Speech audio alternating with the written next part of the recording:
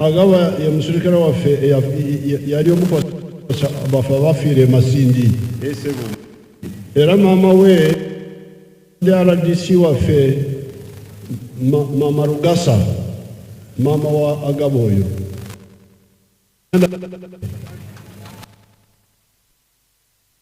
tukolera pulaani etufuna emmere gye twalya mukama wange n'otutendeka mwawo tuvaayo ekibinja ekimu n'okitalo bwe kigenda e Bulemeezi ne kinoonya emmere bwe twatuuka ne tuva mu kibira Kuvu n'otupangira pulaani ekuba Kabamba era kibira we Narudi n'okola sayansi omuntu gw'atasobola kubanga ekibinja ekirala kyagenda e Kabamba bwe n'okomawo emisana nga bw'ogamba nti bannange mbaddeko jenge naye ne bagoberera ggwe ne tusobola okufawula ogenda okukuba Kabamba era oluvannyuma mukama wange wakomawo n'otuyambako n'otusanga ebirembo era twafuna olutalo lw'amaanyi mu birembo era n'oluduumira era ssebo olutalo ne tulumala nga gw'otuduumira ne twetika emmundu zaffe ne tukola ne tuyita ku faamu eyali awo ya kalidinaali era nzijukira n'ebomu yabwatuka ekiro oba yakuba omuntu bamuyita bakundika okugulu oluvannyuma twabeera naawe naye afende olina we wali mu kabira erikoputa nejja nga nina mashini gaani ze twawamba emasini ze twajja ekabamba Kabamba twajjayo mashini gaani ne Kabamba twajjayo mashini gaani olwo wali okuba mashini gaani LMG nali kuba Jerupapasi mashini gaani eno ey'obugulu GPMG era nze omukibinja ekyaggala Katonga mukama wange kale owamota ali ludda wa owamota afene nze siri wa mota natandikira ku Shigani ezava Libya zez'abakyala ze baatuwa okuva e Libya ne bazituleetera mu lukoola we twakuma omuliro ne bazitusuulira wakati mu muliro bwe tuvaayo nayingirira mu Black Bomba ne tufominga Sevens nembeera wakati wa afende Kyali-Gonza bwe tuba mu ceasefire ng'okomyewo okuva e Nairobi wansanga nze chief bodyguard wa Israeli Kabwa nkimanyi obadde onnoonya naye wano we banzaala ekkubo lye wayitamu okukomyawo obwakabaka Saabataka mwe yayita ng'ajjidde mu Vaxwogen bwe wansanga ebbuye abankubye okugulu kuno n'oŋŋamba kyama kitapanga ng'oli mu cross country enjeru ng'otuula ku kasituulu katambulira ku mmotoka yo okuva olwo sikulabanga empenja wano we banzaala nze nzimbye ekizimbe ekyo ekirungi ku ssomero ly'empenja omutima gwe watuteekamu mu nsiko mbadde nkyagutambulirako retired Lieutenant Senoga Frederick kale mwabale olwanubujulizi obulala obwenjawulo His Excellency amanya gange nze Bareke Salim mujange essaawa eno ngikolera mu paaka enkadde mu Old Taxi Park ndi muvuzi wa taxi ekibaluwa era siina yange His Excellency His Excellency nze nayingira emundu gye nasinga okumanya gye basooka okumpa anyway by the way yali esaala bayonet nga y'amasasi 5 emundu endala gye baddako okumpa yali shigani eyo gigiyisa shigani yali ya bode ya aluminium kawewuka nnyo naye ng'akamundu ako kakuba amasasi 2-3 nga kakwama emundu endala gye naddako okukuba SMG bayonet nga zino za polisi zekwata nga bagimpeera bombo nga tulumba ggulu era lakweno oyo yatawanya nnyo eggulu awo His Excellency naye His Excellency essaawa eno ndi mu association y'abakadoogo gitwakola gye bayita former NRA Kadoogo's Development Association mu bufunzo obwekitalo okubanga tuli bangi His Excellency bw'oba oyagala okundaba His Excellency nafuna omukisa kwa mukwano gwange Kisubi akola ku UBC TV nampita nampa interview ndi ku Yugi ku YouTube Yugi abalina smartphone Yugi update to Uganda yeri Yugi update oyinza okundaba yenvudde wange yenna eyo naye His Excellency Rwabuhihi Kavuyati Rwabuhihi bwe tugenza tusinkana mu meeting zaffe z'abakadoogo nga ngamba tofaayo ogenda kufuna taxi eyiyo kubanga His Excellency nkaba n'amaziga ku mutima okubanga ddala naleeta ekintu kino mu buyinza His Excellency naye nga nvuga kibaluwa nfuna siringisi 8 era okumanya ebyange His Excellency nfuna siringisi 8 olunaku okumanya ebyange His Excellency nkutula nga olwokubanga waliwo abalala bannanga tugenda okwogera His Excellency njagala nange olwaleero nzaalibwe His Excellency nzaalibwe nange ogulira otekisi eyange His Excellency ngenze taxi oba boda boda agamba kyoyo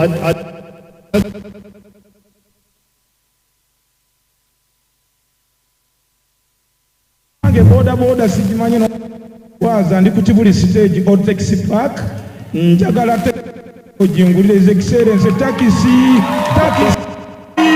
taxi ya kikaki taxi onangisoba naye nga kigege gye ziri mu bondi kawa His Excellency neyanzi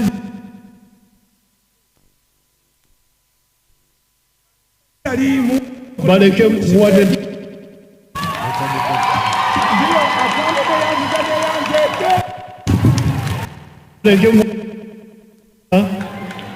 Mejagaba wandika baleke yafunye omukisa yeka sagala abalala munumbe RO 118 Lieutenant eyo kole kamba eyo eya tamune General Mugume John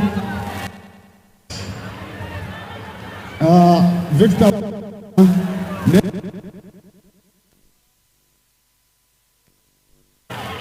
Muzeyi wali otutuma emirimu gyo okuleeta abaana n'amabaluwa amalala ge wali osindikira abantu ng'obaveeyo nengenda mu Force Division nembera Section Commander.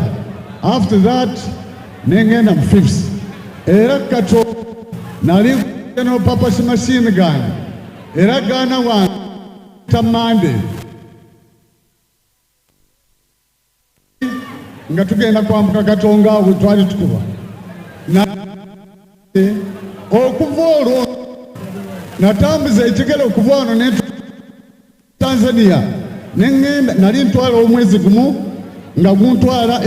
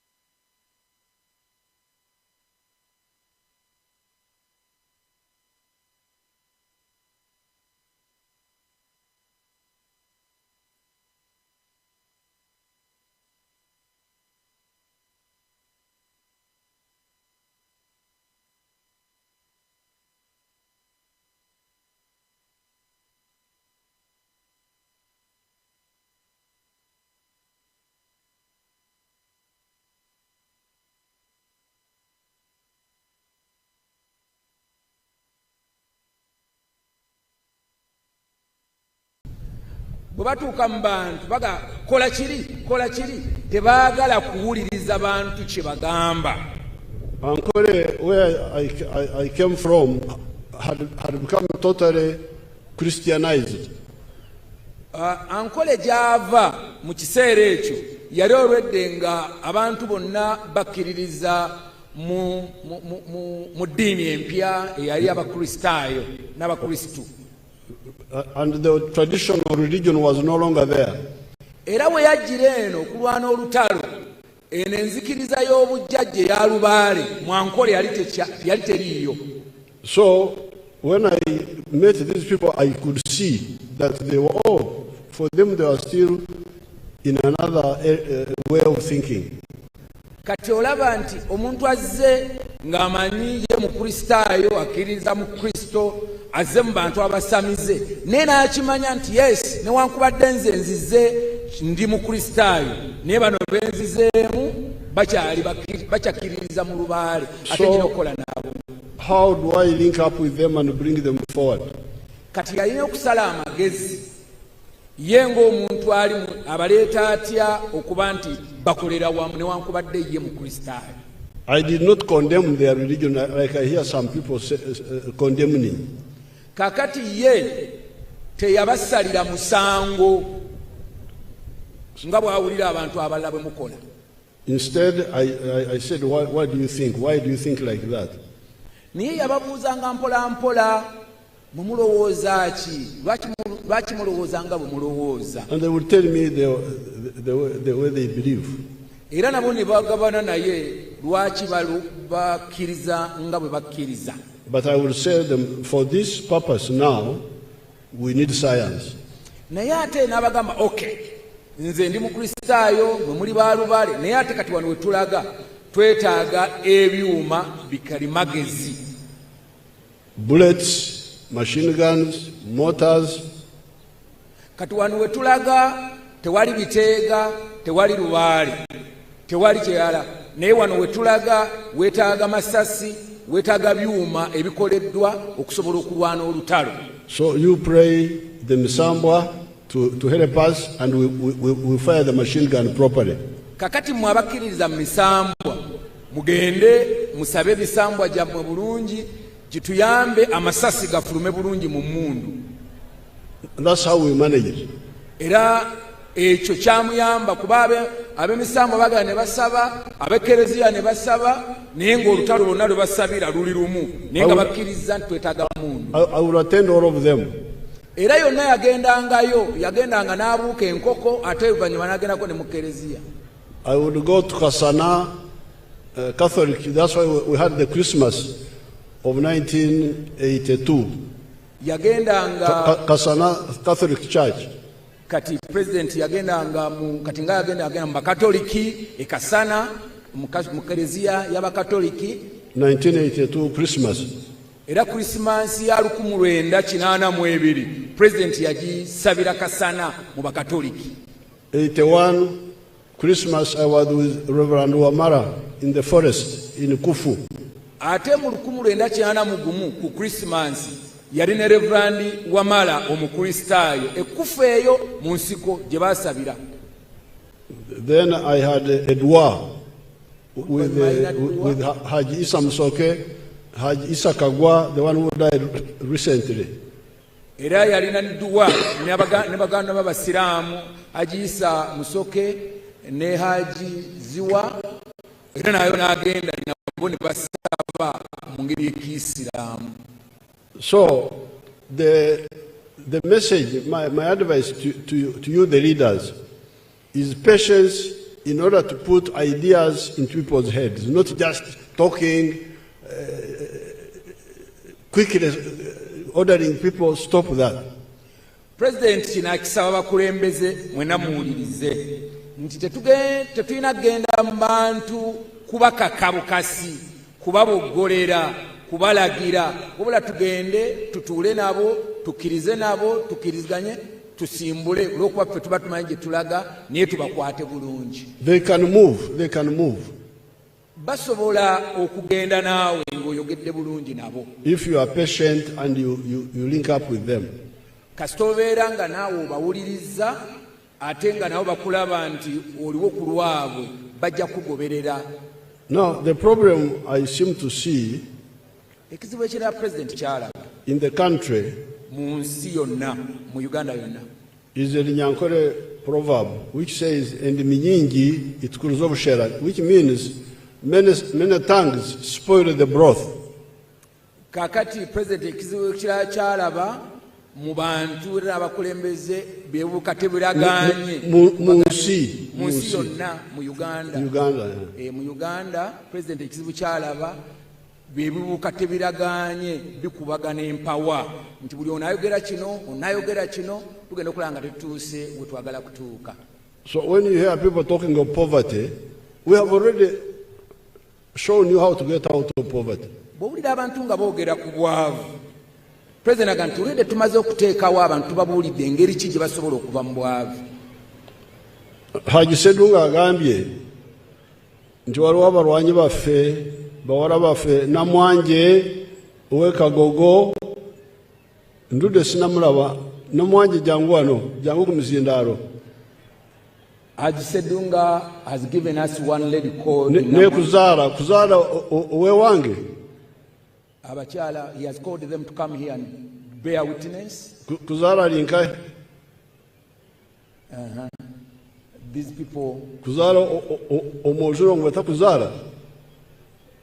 Okay, nze unumwishi. Kati Haji Ssedunga agambye nti abo balina obujulizi obulaga nti osobola kuba mu bwavu. Haji Ssedunga, the chairman of the veterans, has told us that these people actually listen to the gospel of prosperity and they can bear us witness. So they are here to share with us. Yukuzaala wanyu ninkai. Mzee Karagamporo konkati ndi Igomba. Igomba nkai. Igomba wahingura miru. Omuhanda kuzo mu Kiganda. Okay. Yes. Obworo buligiro moto. Obworo nkaburugama kushare nkirya yishomero. Abo kuba ofisi yawe niyo yanshomise nashoma kuko kunabire ndya university kagambira abana ababire nibazombi okushwera niyo nabagira nti ndashwere hati naza kurise nimize nyama. President okunuko narigire nkaza kwereba nkakuzara nashanganye nakataka kaki konka nagira nti nimbasa koranta nakakataka kace nanye tunje ntasya erukwinganisa n'aba bine za mahiro Kyanja-Gomba nagurayo bwahika bukabura buke nagurayo hika 10 niho natandikira konka najya ntapana reka ngumeni nyete minyeto yona omuri Kampala n'ebindi bicweka konka President kashanga ekizibu kimwe abo abebembezi bitu nambwenu onsasire tinayemerera ahantu naza kuhabiro abembembezi bitu nketa Honorable Robina Rwakojo nkozire expo yabarisa n'obutabo mbwine nargaha President niza kubukuretere Robina akanga kwija akanja nti nakutokera abantu abaraje bakashoma konka nabo tubarize yangira nti nakusupportinga n'emitwaro 50 nazo tarazimpeye konka nkamusasira namanya ntekizibu n'abebembezi bitu. President naguma ninchitamwe sente ninyeta abantu ninza America ndeta abajungu biza kurisiza kubagesa abantu kurisiza hantu hake konko shange kizibu abembembezi bitu tubakwenda kukimanya oshanga nibarabombantu abo babona benda obururu omwanya gwo kwereka abantu cyo gukora. President ogomwaka gugwabire nikutandika nketa abantu bona ebiro 56 n'abakampala bona obujulizi mbwine abatakisi bakabaruho polisi yawe yonekeruho n'abashomesa hati nokora ki hateze shaha nyinete zamate nyine ngomeka factory no tunda ritazinga ni tunda abo kuba ahaho nyine Gomba na Bushunju Mityana Road ni tunda rita 10 okay. He's selling 1,000 liters of milk a day near Busunju. Yes. And here in Gomba ni tunda rita 6. Here in Gomba he sells 600 liters. Yes. No risota hafunzire. Hati okahinga obunyatsi nkahinga ebingo nkareba nkanyo kurugayo naraba abarisa kuboreka bareke kutekateka nti okurisa okahingirente oyine kuhinga ebishoro byonka nkareta system yo kubyara ebingo ebine types 3 Guatemala, Suganapia, and Kapchong. Okay. So he's saying that that I am the one ngakushomesa ngakushanga. Okakushanga Chisozi was Star State House Bursary. Mkamungwerero mfamu. Tukatugwerero mfamu. Okay. Ati amate ebintu nokora ki? Ebindi nyombekere factory nambwe ni kushaba president factory yengi factory erukora calf pallets nebyo kulya byenyana. Okay. Na factory na nokora milk boosters nkashanga mukato corridors president tuine kizibu abantu nibanyatente zabo nazikamwa amate hati na zomba America na shoma ingredients ezikuretera ente kamwa amate mingi. Okay. Hati ndiyo ni nkora milk boosters Tariro onka president nani kushabe kintu kimwe onyambe tinyina amashanyarazi ninja kukumanya kurugomba omuro sedunga ako nuyakugamba banyambe ntunja amashanyarazi kurugamadu mpaka wanje afamu kare omumeme banshaba miliyoni 150 otafu ninja kuyama iroko yabare munonga nkama kumpero mugisha. So that boy so kochusuzoyo nani no mwanje linda ko now this boy this big man now omusajja ono president gwayogera ko ono muhanji that he was one of the young people yali omu ku baana abato who ambushed me in the farm abamugoberera nga balize wana ekisozi ne bayingira buyingizi mu ambushed okutega so that I give them sponsorship. I pay for them in school.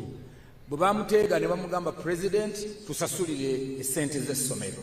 Then I paid for him. I didn't find out where he went to study. Takyajjukira bulungi naye yamusasulira yagenda okusoma naye yamusasulira. Then when he was in university, bwe yali ali ku university, he started challenging other young people n'atandika okwogera n'abavubuka abaana abato abalenzi n'abawala that let's go and learn how to use small pieces of land to do maximum profitability. kati ng'agenda asomesa banne nti banaye mansabye tugende tuyige engeri gye tusobola okukozesa akafa akatono naye ne tufuna kinene nga tekafo ke tukozesezza katono mu ttaka. And he started growing pasture rather than free range. This is the main point. Kakati ekyenjawulo ennyo omwana ono kye yakola yatandika okulima omuddo ng'alima muddo ye nga instead of just depending on the pasture grown by nature. Nga omubuta mu kifo ky'okulunda ente ne zitambula butanzi zigende nga zirya ye obwongo bwe naga nti tulimu omuddo okusobola okuwa ente zaffe. And because of that he's selling 1,000 liters in one unit near Busunju and 600 liters here in Gomba.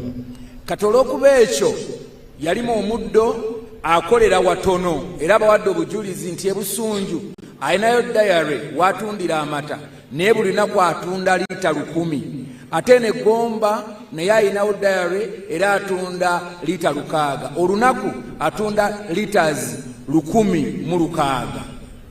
So that is his witness. Namwanje amanya gange zedeziranta namwanje ndi mukyala mukatuliki omukama mulungi obudde bonna omukama mulungi era zembeera ze weewaawo muzeeyi nze ndi muwala ndi muzukulu wa Muteesaasira. Taata wange ye yali omugenzi y'okusofaati Bukko eyali omukinjaaji. Maama wange ye Francis Mere kusula kwekuya. Kati taata wange oyo ng'akolagana n'omugenzi Ssettuba era naye nga muyita taata wange. Naye muzeeyi nze nali bwayise nempuliriza ebigambo byo nempuliriza ebya Kabaka ne ngamba kanzireyo mu kyalo nnime era ne ntandika okulima.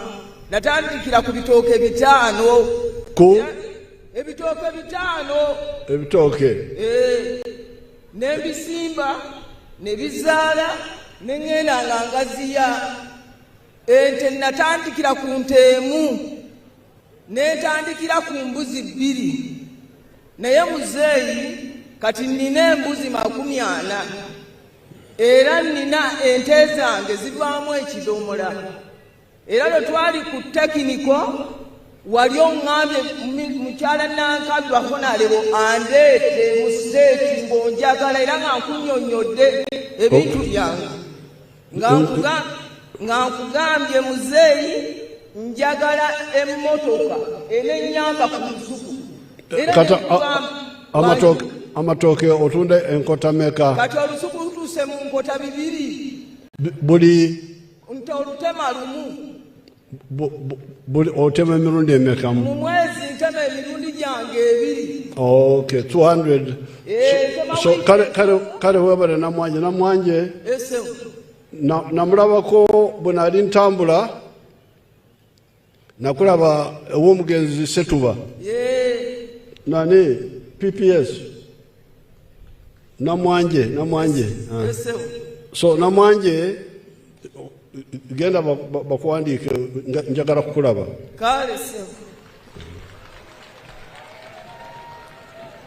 Now namwanje is saying that she was in Bwaise near Kampala. Can I interpret that, sir? Interpret that. Namwanje is saying that she was in Bwaise near Kampala. Namwanje oyo gwolaba obujulizi bwatuwadde nti yali ali Bwaise awo kumpi ne Kampala.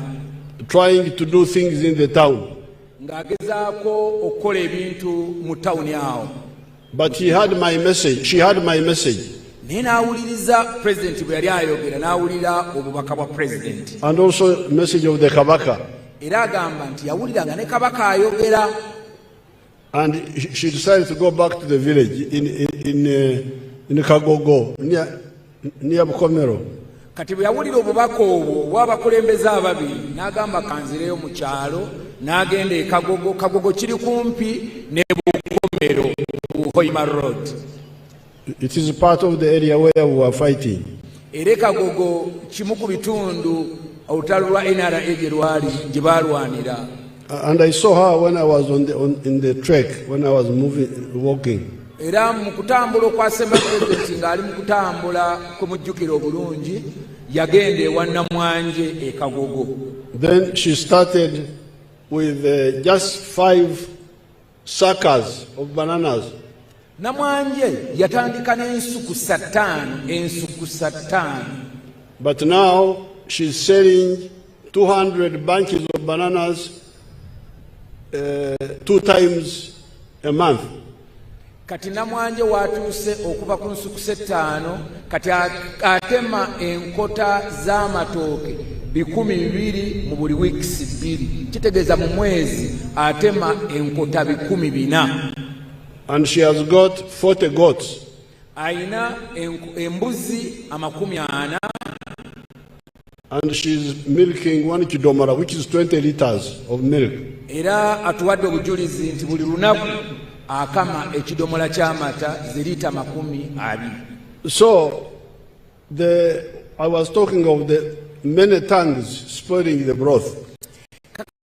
President ogenda okutuuka ku bano baatuyitidde abadde ayogera kukubagana empawa mu njogera zaffe eri abantu naddala ku nsonga eno ey'okulwanyisa obwavu. Since 1995 we have given you how to get out of poverty.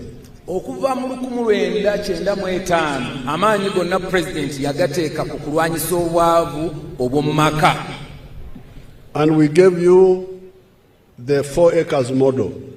Era president nagezaako n'abawa ensonga y'okulimira ku eka 4.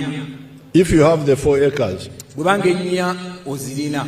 If you don't have, bwebanga tozirina, use even 1 acre or whatever you have.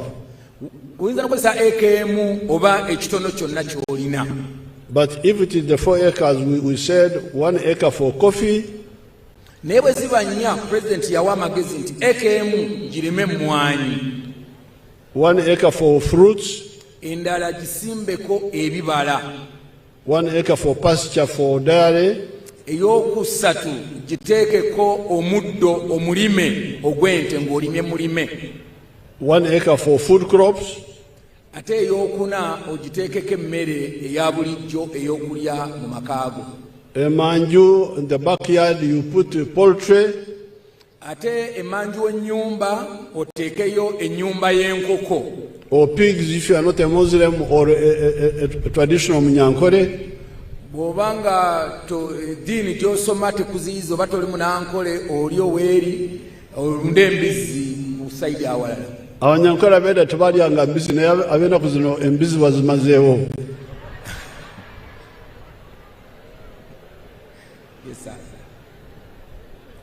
Then if you are near the wetlands, atera president yatugamba nti bw'oba olinaanye olutobazi ng'ekibanja kyo kikoona ku lutobazi. You do fish farming. Atusaba mu programu eyo yateekamu nti teekako ekidiba ky'ebyennyanja. You'll get a lot of money. Kati mwezi engeri ezo ojja kufuna ssente nyingi.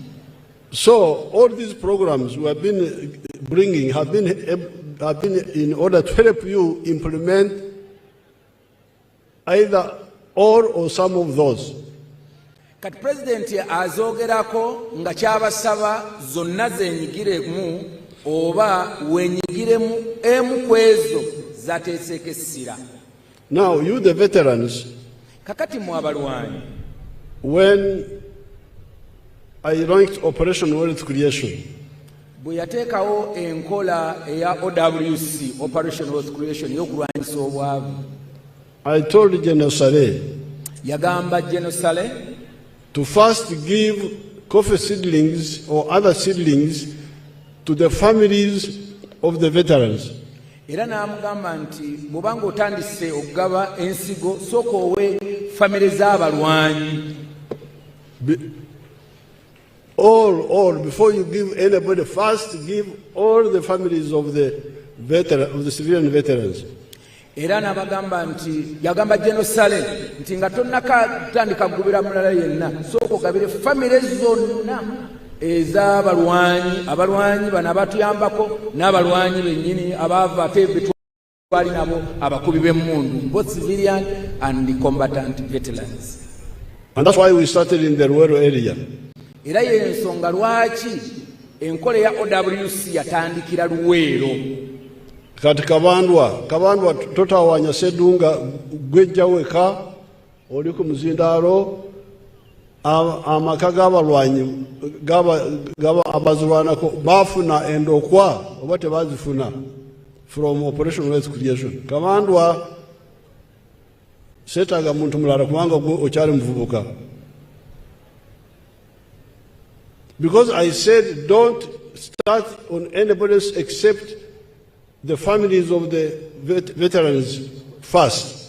Kati Kabandwa amuyise atunyonyole family z'abalwanyi program zino eziyayogerako yazagigasa kubanga president ngaawa okutandika program ene ya Operation Wealth Creation yabagamba mutandikire ku family z'abalwanyi. Kati Kabandwa tubuulire ekyo kyakolebwa.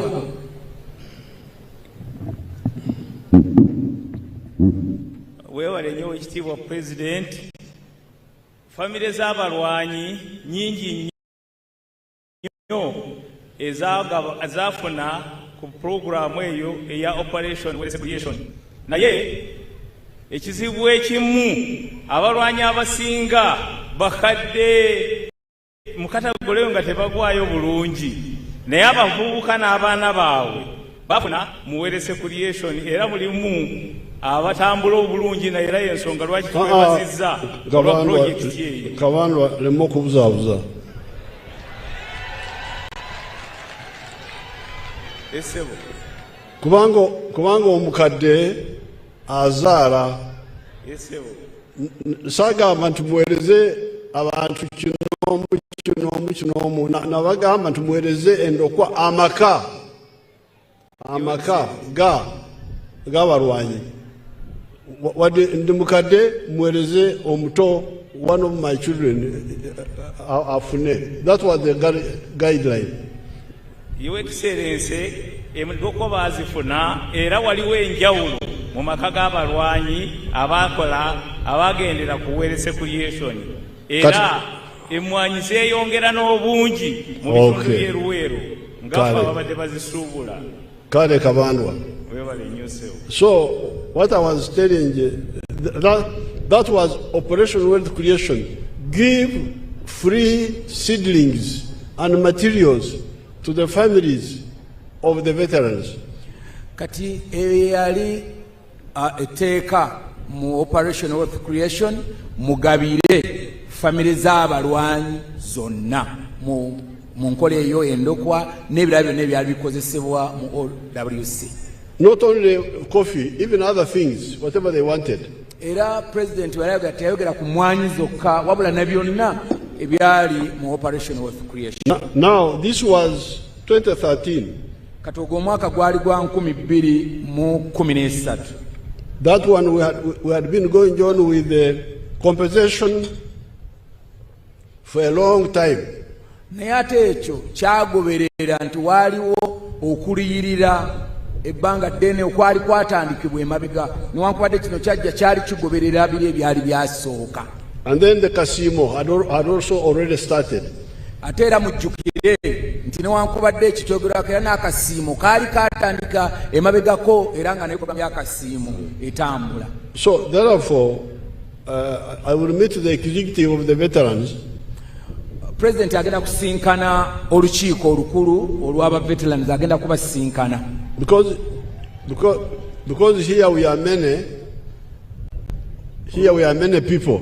Olwokuba wano tuli bantu bangi bw'abebika byenjawulo. We don't have time to discuss and ask each one a question. Wano tetusobola kwogeraganya bulungi n'abalwanyi bange okwebuuza ebibuuzo ekyo tujja kukikolako oluvannyumako ng'abasinkanye. So therefore the advice which you should listen to is what I told you 1995. Kakati abantu bonna baagala okugenda mu maaso mwina okuwuliriza okuva obubaka president bw'ayogera okuva mu 1995. The 7 activities ng'ayogera ku mirimu 7. Whatever you can pick in one of those. Emirimu egyo 7 oyinza okukolako ogumu, oyinza okukolako gyonna, oyinza okukolako 3 naye ku egyo coffee, emmwanyi, seedlings, the fruits, bibala, pasture for cows, okulima omuddo ogw'ebisolo, food, emmere ey'awaka, poultry, okulunda enkoko, piggery, oba okulunda embizzi, and fish farming. ate era ng'agasseeko n'ebyennyanja. Now, that is for people who are in agriculture. Kakati ebyo omusanvu President byayogeddeko bikwata nnyo ku abo abantu abali mu byobulimi. We have now brought PDM. Kati mu kkowe lyerimu ate waleteddwa enkola ya PDM. The PDM, we are giving 1 million shillings per person, per borrowing. Kakati mu nkola ya PDM bagaba miliyoni emu eri buli family. The reason we had 1 million was that it was enough to give you at least 1 acre of coffee. Lwaki President yayogera ku miliyoni emu? Ekirooto kye kiraga nti mu miliyoni emu at least osobola okutandika eka y'emmwanyi n'ogirima. Yes, at least start from there. So if we are sending 100 million per parish per year, kati bwe tuba tuweereza miliyoni 10 ku buli muluka buli mwaka, that means 100 homesteads should be able to move. Kitegeeza nti baweereza miliyoni 10 ku muluka, at least family 10 mu muluka ogwo bazisuubira okuba nti zitandikako. And if it performs well, we can even increase to 200 million in the coming financial years. Ate President agamba nti bwemba nga mukoze bulungi enteekateeka NRM tukyaliwo, tuyinza n'okwongerako ezadde 10 ne tufuula 2 buli muluka. So stop listening to the ones who are diverting you. Kati President agamba tutandike, mulekeraawo okuwuliriza amalindirizi, mulekeraawo okuwuliriza abantu abajja ku mulamwa, bwaba bakuwadde miliyoni tandika obe kyakulabirako. Now then there is emyoga. Kakati mu ngeri emu waliwo ensimbi zino ezijja ez'emyoga. In every constituency. Sente zino zijja ku musingi gwa constituency oba omusingi ogw'omubaka wa parliament owakiikirira ekitundu ekyo. Buli saza. Yes, Your Excellency. Kati wanegomba waliwo abaganyuddwa mu myoga abasobola okuweereza obujulizi. Mr. President is asking whether there is anybody who has benefited out of a myoga, and I can tell us how he has benefited. Waliwo omuntu yenna aganyuddwa mu myoga ng'osobola okutuwa obujulizi ng'oli w'eggomba wano? Your Excellency weebali. Katufuneyo batono. Babiri basatu. President asabye abantu basatu mubakkirize, naye ng'ogenda kwogera ku myoga jangu ng'omanyi ekyo President asabye ng'oganyuddwa mu myoga ate ng'oliwa wano Gomba. President gwasaba asabye abantu basatu mwe bamujja wano mutuwe ku bujulizi ku myoga. Waliwo omukyalo ono omu President amukkiriza. I think security will clear her. Katubulayo babiri n'omukyalo oyo omu wa Gomesi n'omwami ali mu saati eya papo.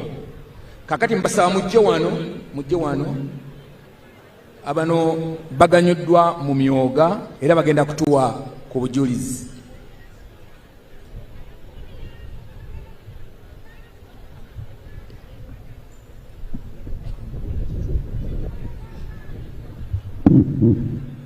Sebo President, nsooka okwebaza taata olw'okutuwa ssente z'emyoga. Wadde ndi ku muzindaalo naye kansooke nfukamireko nkwebaze. Taata weebale nnyo. Muleke mwache. Taata weebale nnyo, weebalire ddala. Ssente z'emyoga twazifuna, nze nazifuna n'abalala. But you soldiers, leave them. sente z'emyoga zannyambanga bwezi. Ndi mukyala musuubuzi, nsuubula nkoko. Oli omusajja omukadde muleke ayingire.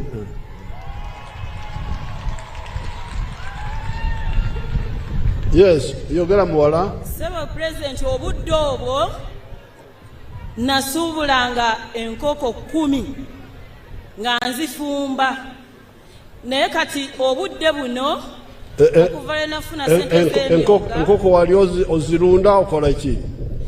Sebo President, nzisuubula nenzifumba nemala nenzitunda. Okay. Osooka n'ozirunda okumala akaseera oba? Nsuubula ezitanaba kutuuka nenziwummuza awantu nga bwe ngula ccacu nenziwaako, ate oluvannyuma bwe ziba zikuze nenzisala, musiraamu n'azisala nenzisiika nenzifumba. Naye kati obudde buno ku sente z'emyoga nsobola okusuubula enkoko 40. Okay. Okolera wa? Nkolera Kanoni Town Council. Era nga nze omukyala flaga bearer wa NRM mu Town Council kansala. Era nga nze omukyala ow'amawulire mu Town Council. Era ndi mobilizer. Okay. Sebo taata nsaba. Enkoko yange gyenfumba yesinga mu Gomba yonna okuwooma. Naye taata nina ebimbulamu okugeza nga byenfumbisa. Sebo taata nsaba kunnyamba onyongeremukko kuba sente ezo tezimmala. Ate abantu enkoko yange bagyetaaga nnyo, ne wano wennyini eggulo nagireese ssebo. Obwedda benkola nabo baagiriddeko bampeere obujulizi. Kale kabakuwandiike nkwongeramu amaanyi mu nkoko. Neyanza nnyo taata. Weewola sente mmeka? Sente mmeka ziweewola? Ku myoga ssebo newola miliyoni 2. Miliyoni 2. Kale weebale. Genda bakuwandiike nkwongeremu amaanyi.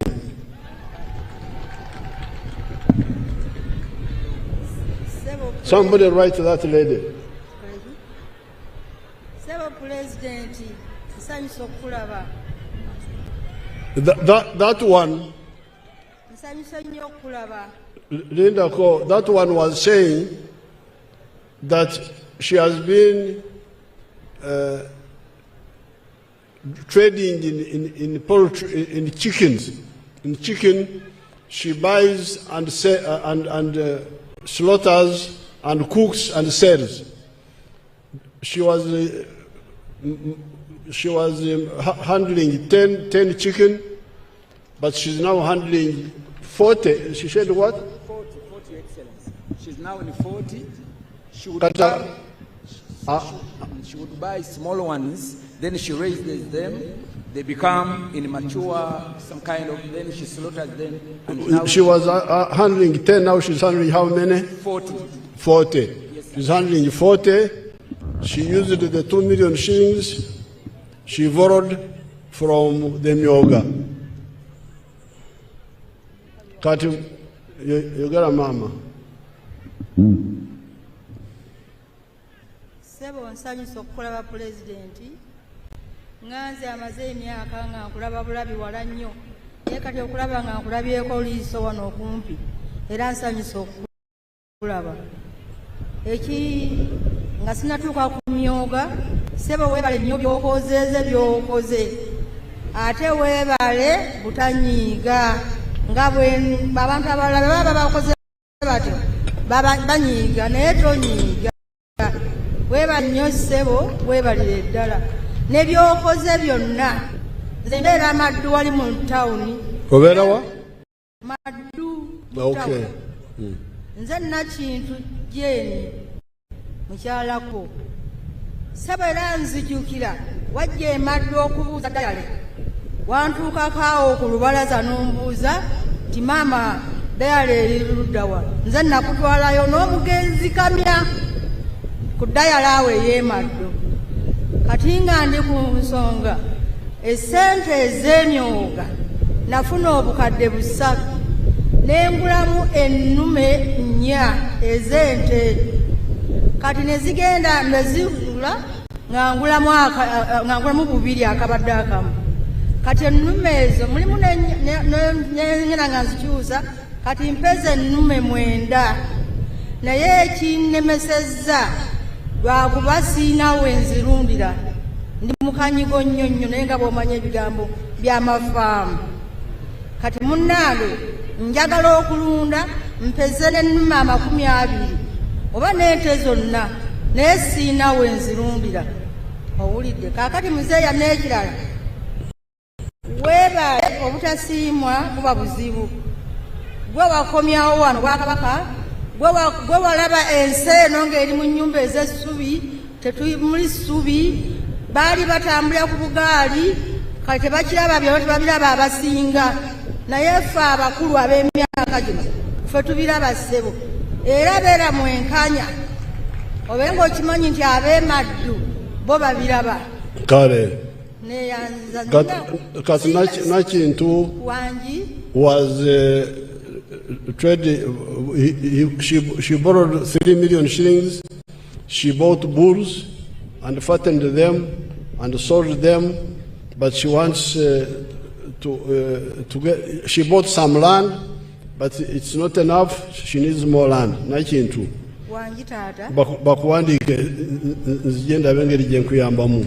Neyanziza nnyo taata neyanzeege mwebale nnyo bwebalire eddala taata. And she's happy that Uganda has consumer goods in the shops. They were scarce. That people who don't know the history of Uganda are the ones who don't appreciate. Tata nze Kayongo Timothy mutabani w'omugenzi Bintu Kwange yali omuwandiisi wo mu kibiina kya UPM mu kinaana yali omuwandiisi bagiyitanga Gomba Butambala Mawukuta constituency. Neetaaka ekulabye abyange biwedde. Taata ku myoga nze nasobola okwewola miliyoni 1 nendimamu emmwanyi. Akadde kano nsobola okufuna miliyoni 10. Miliyoni 10. Miliyoni 10. Taata kuva mu eka emu. Mu eka emu. Wagisimbawa? Nagisimbawo Kisoga Nsambu awo. Wa? Ekisoga. Ekisoga wa? Awo muluka gw'Ensambwe. Wano Mugomba? Egombola Kyegonza. Okay. Taata. This one borrowed 1 million, bought coffee seedlings. He's now earning 10 million shillings from the 1 acre. Thank you very much. Kakali taata. Togenda mbirala. Genda.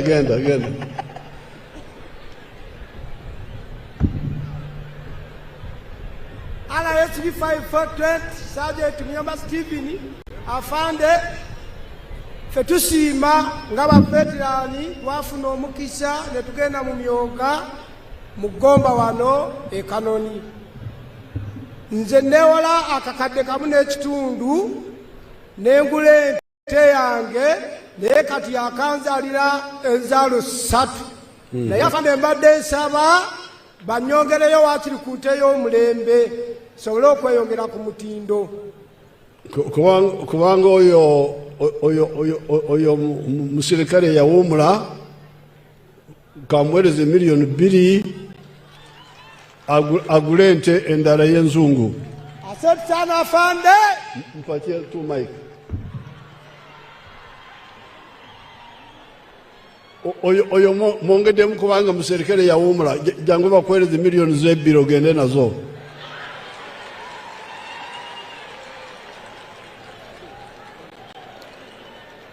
Sebo tata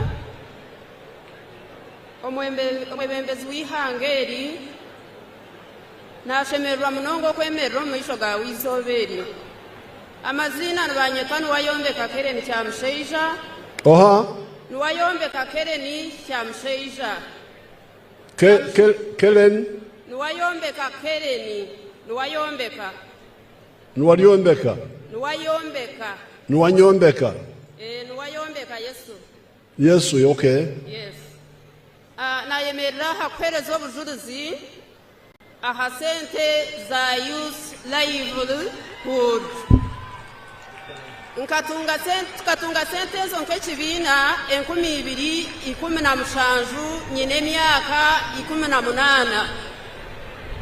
Natandika ishomero ly'ebyemikono erikwegyesa abaana b'abaishiki, abazaire bakiri bato, enfuuzi abataine bazaire. Nshoiza abaana 40 hati nyina abaana abakushika 50. Nobashomesa ki? Ntubegyesa okubaziira emyenda, amashweta. Nobegyesa nkahi? Ntubegyeseza meiru. Nkahi? Meiru, okay. Ntubegyeseza meiru okubaziira emyenda, amashweta, ishoche, kompyuta, okukora enkaito n'ebindi bingi.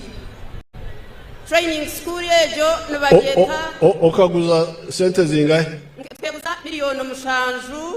Tushoiza abaana 40 hati tuguzira itaka. Sebo presidenti ntushaba tuyambe otwatsa hakombeka kandi n'abaana bari kushora obumwe nibashora bataine buyambi. Ate ziwayegurize zikakora ki? Twayegurize tukagura mashinizi, tuineho hati mashinizi 20.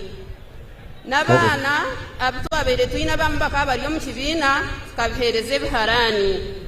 Hati tata presidenti ntukushaba tuyamba hakombeka ahabwokuba hakombeka aho tuhatungire. Okay, kale bamuhandikyo. Yebare munonga president.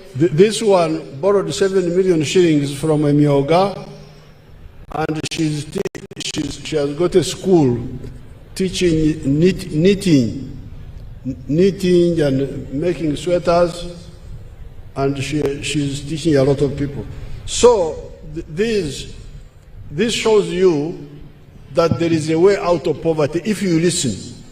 Kati okusinziira ku bujulizi obwo, President agamba nti ekyo kikulaga nti tulina amagezi ag'okulwanyisa obwavu bwe tuba nga tugakozesezza. And I was checking the figures in the whole country. Era President yabadde akebera ebiwandiiko ebikwata ku nsi ku Uganda yonna. Bwino. Yabadde alaba bwino. The manufacturing sector is now employing 822,000 people. Kakati amakolero bwe yabadde atunda ku bwino kati gakuwa abantu emitwalo 822,000 882,222 abakola mu makolero.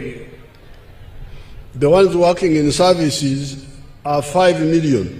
Kati abakola mu mirimu obuweereza, abali mu buweereza nga saloon, mu hotels, transport, abavuga taxi, abavuga boda, abali mirimu ng'egyo, bwino mu Uganda alaga nti ziri miliyoni 5 and 400,000. Miliyoni 5 mu mitwalo 40. This does not include people in agriculture. Kakati abo bayogeddeko tebaliko abo abali mu byobulimi. So stop this one of listening to negative messages. Kati abasaba bannayuganda, President abasaba mulekeraawo okuwuliriza amaloboozi agabamalamu amaanyi. There is a solution for all these issues now. Kakati mu kiseera kino waliwo eddagala erya buli kizibu ekya Uganda. Agriculture, PDM is there. Okusooka mu byobulimi enkola ya PDM weri okuyambako ku balimi baffe. If the money is not enough, we can add more money. Bwe ziba nga tezimala tusobola okwongerako n'eryo ekkubo weeriri. Emyoga, the money is there. Enkola y'emyoga ensimbi nazo weeziri. What I would like to hear is to say, yes, some people have benefited, but we need more. Then that's easy. I go to Parliament and we see what to do. President kati kyalindiridde okuwulira mu matuuge nti esitezo weziri niye zigasizzaako batono naffe twandiagadde kati President kyakola kwe kuteekateeka ng'agenda mu Parliament nga bayisa ssente endala. Now this money is for the low income people. Ensimbi zino zayogerako naddala ez'emyoga ne PDM ze bantu bamufuna mpola. For the richer people, there is money in the UDB. Kati eri abantu abagaggamu banakolamu abaliko kali yadde waliwo ensimbi eziri mu banka gye bayita Uganda Development Bank UDB. So if we need more money, we are the Parliament is here, everybody is here, we shall put more money. Naye bwe bibanga ebitongole bino twetaaga ssente okuzongera mu UDB oba wona Parliament weri wano tutuula wamu ne tukubaganya ne twongera ssente. We cut from other areas and we add here. Tusobola okujja awalala awatali nnyo mugaso ne tuteeka wano bwe kibanga kyekisaliddwawo. So please don't listen to the ones who mislead you. Kati President abasaba temuwuliriza wolokoso, temugendera ku bintu by'abantu abamalamu amaanyi. NRM eddagala ly'okumalawo obwavu eririna. What you talked about, the thefts. Kati obubbi bwe mwayogeddeko, obubbi bw'ente, obubbi bw'enkoko, obubbi bwayogeddwako wano. I have directed the new Inspector General of Police. He's not here, but I saw Damuraya. You come forward there. President yalagidde muwulirize Bannagomba ku kigambo ky'obubbi. President yalagidde afande Damulira ajje wano ayogere ku byamugambye. Government IGP taliwo niye ali represented here ne afande Damulira. Sikwogera, I will tell him what to do. Okay. Afande Damulira ajja mubuulira ekyokola. Can he come here sir now? IGP. Oh, IGP is there. Okay, you go there. Oh, the IGP is around, sir. Basebo ne banyabo ono Inspector General Police omupya gwembate munala konsaba mwanirize n'obugalo era jatubuulire ku nsonga y'okumalawo obubbi obw'ente n'enkoko zaffe.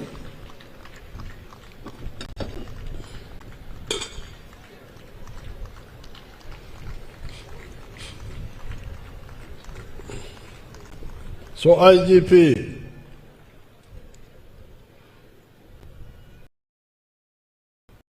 I directed your predecessor, Padre Chuana.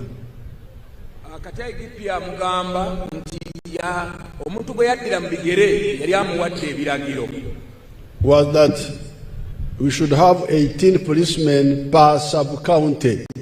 Omuntu gwe yaddira mu bigere yamugamba nti yamulagira nti buli ggombolola erina okubaamu abapoliisi 18 with motorcycles.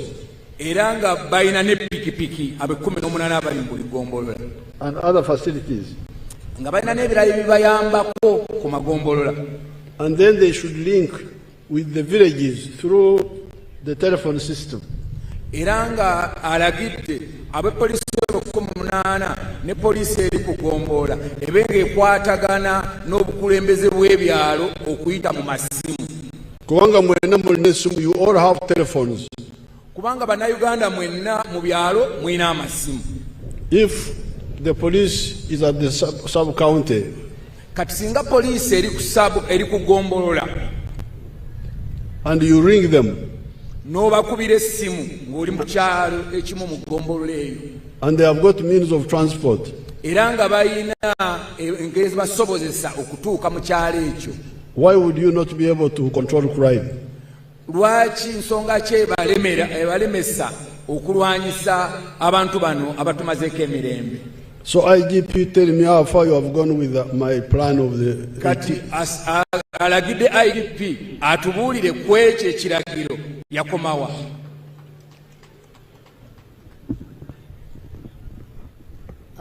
Thank you very much, Your Excellency. First of all, sir, allow me to thank you for this appointment. And I'm going to work with my team The instructions are very clear. We have been following them through, and I will not take a lot of time before achieving these tasks. Thank you, sir. Translate. IDP asosena kwebaza president olw'okumugonnomolako oba IDP ate era n'amugamba nti ekiragiro kino yakisanzewo mu ofisi amangu ddala bagenda kukiteeka mu nkola talaba buzibu bwonna kigenda kuteekebwa mu nkola nga president bwe yalagira. Kale, thank you very much. Now, fighting crime in Uganda is very simple now.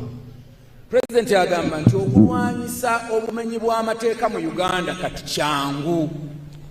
When the IGP puts the 18 policemen per sub-county, kati IGP bw'anaateeka abapoliisi 18 ku buli gombolola with the transport, ate nga balina n'entambula, then you have telephones all over the place. Every home has a phone.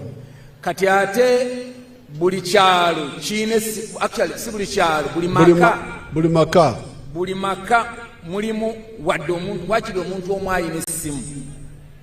It's very simple. Kino kyangu nnyo. These sub-counties are no longer so big. Egombola pe kisooka kati ntonotono zaasalibwamu.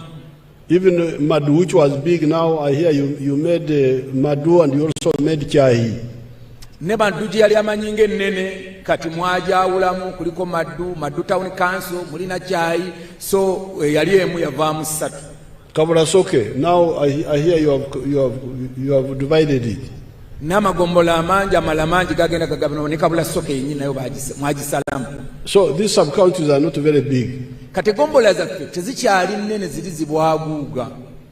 So therefore, with the communication which is everywhere, it's very easy to control this crime.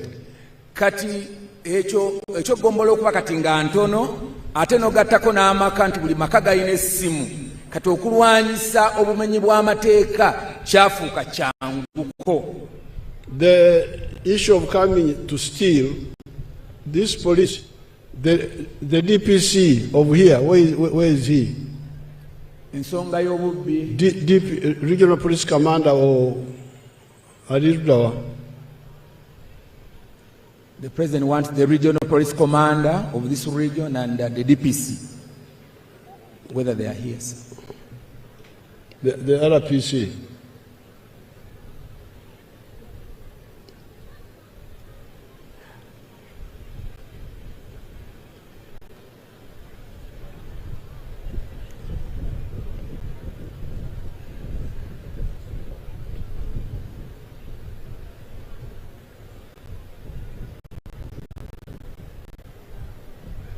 Yes.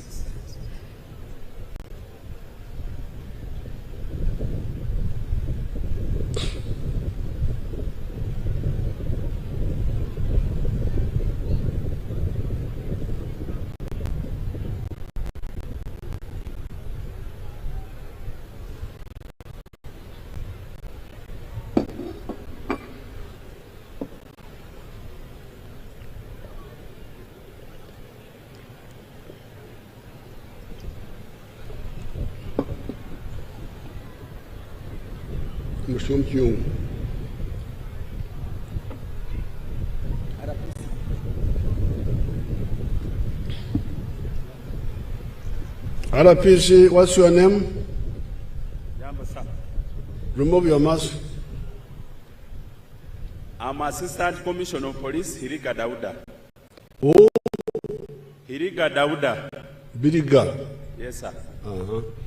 Now, do you have a dog unit? Where is the nearest dog unit here?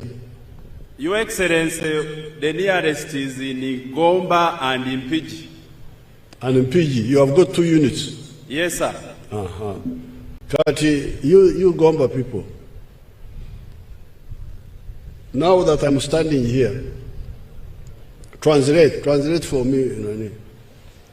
I asked the RPC whether there are dog units in this area. Kati President aise Mr. Hiriga ye akulembera poliisi mu kitundu kino region eno n'amubuuza oba balina embwa eziwunyiriza era Mr. Iriga n'amuddamu n'agamba nti ye tulina embwa eziwunyiriza empigi tuzirinawo ne Gomba weeziri. Now, like I'm standing here. Kati President nga bw'ayimiridde wano kati. Even if I go away, how long does the scent last? Kati amubuuza. Kati President nga bw'ayimiridde awo. Kimala bbanga ki singa embwa ez'okuwunyiriza n'ebeera nga tekyasobola kumanya nti yabaddewo awo. Akawoowo ka President kagwawo kamalawo kiseera ki? Your Excellency, if the scene is not tampered with, it can take a minimum of 12 hours. Yes. So, already the scent of my standing here, if somebody does not interfere with it, can last 12 hours. Kati bw'amubuuzizza omupoliisi n'addamu n'agamba Mr. President waawooyimiridde singa tewabaawo muntu mulala ajja n'ayimirirawo akawoowo ko oba olusuulwo lumalawo essaawa 12 okuva kati paka essaawa 12 ng'olusoolo embwa ekyasobola okumanya nti wano wabaddewo President w'eggwanga awo wennyini waayimiridde. Now, okay, you go and sit, Commissioner, go and sit. Okay, sir. Now, the thieves are clever. Kati President yategere ababbi baayongezaamu obukodyo. They can steal the cow basobola okubba ente and put it on the truck. Ne bagiteeka ku mmotoka. But these roads have cameras. Naye enguudo zino ziriko kamera, ziriko zitanga, kuliko ebitangaza, kuliko kamera. Mr. Biriga, where are the cameras here now? RPC bamugambye akomewo atubuulire kamera za wano ziri luddawa.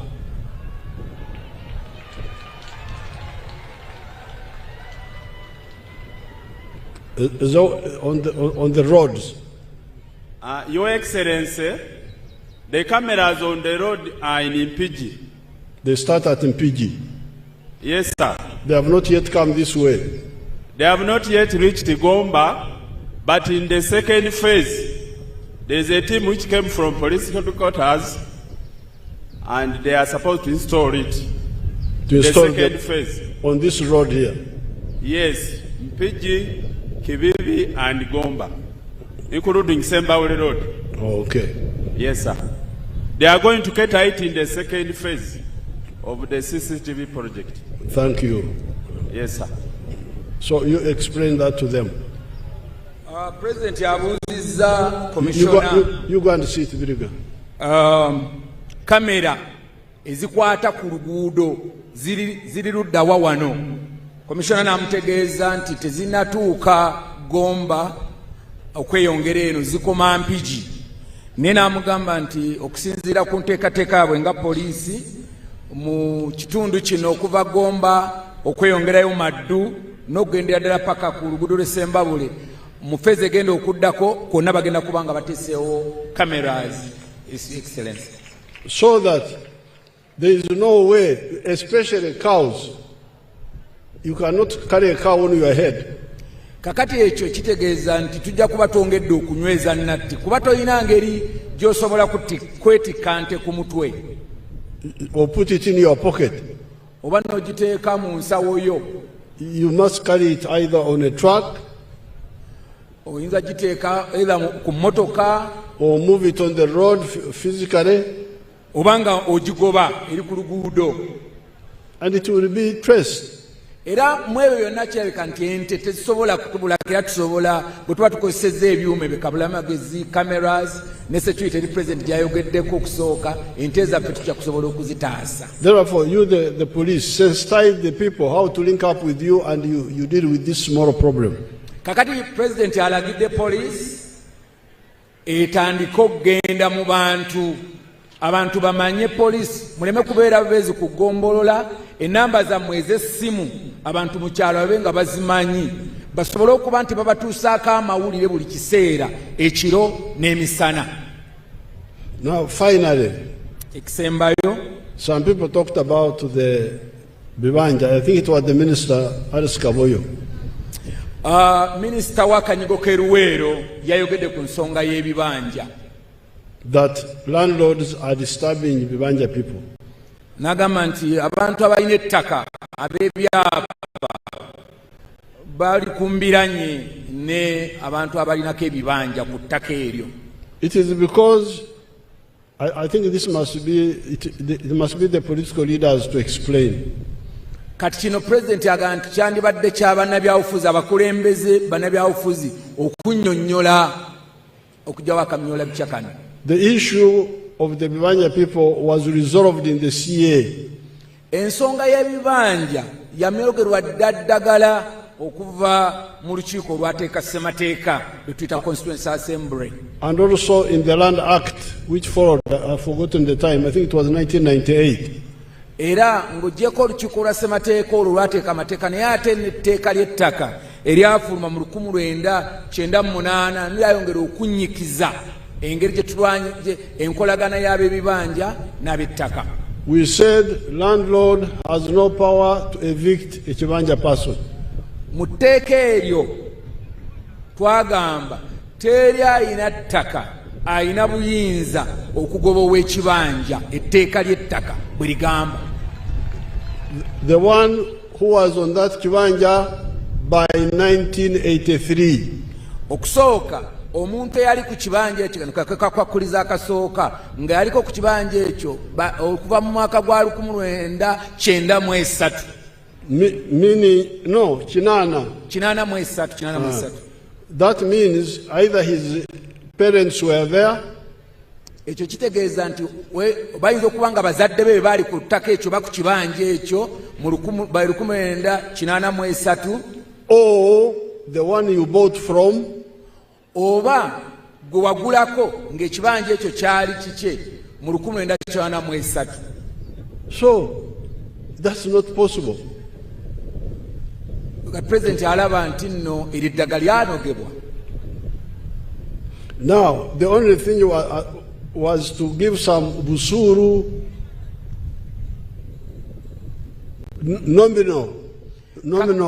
nominal rent. Kakati akantu akateekebwamu kaali kakubeera nti abantu abali ku bibanja basasula obusuulu akasente akatono akayogerwako obusuulu nomino okulaga ekitiibwa nomino. Kati obusuulu tebulina nnyo njawulo ne saluti gy'olabye wano omupoliisi gy'akubira President. Kuba bw'akubye saluti ategeeza mukama wange gwe President w'eggwanga. Kati obusuulu obwo bwateekebwawo kantu katono okukkiriza nti nno gundi gwe nannyini ttaka era tukukkiriza gwe nannyini ttaka. And that nominal busuru was to be fixed by the district land board. Era obusuulu obwo obwa buli district bwali bulina okuteekebwateekebwa ne buteekebwawo akakiiko ak'ebyettaka aka district, which is controlled by your councillors. Ate akakiiko ako ak'ebyettaka abantu kwe katambulira lwe lukiiko olwa district lwe bayita district council, ng'ate mu district council eyo mwe mwalonda bakansala abagenda mu district council eyo. So what is the nominal rent in Gomba now? Kati President abuuza obusuulu bwa mmeka e Gomba. The chairperson of the district, come and tell us. District chairman bamuyisa gy'atubuulira obusuulu e Gomba bwa ssente mmeka.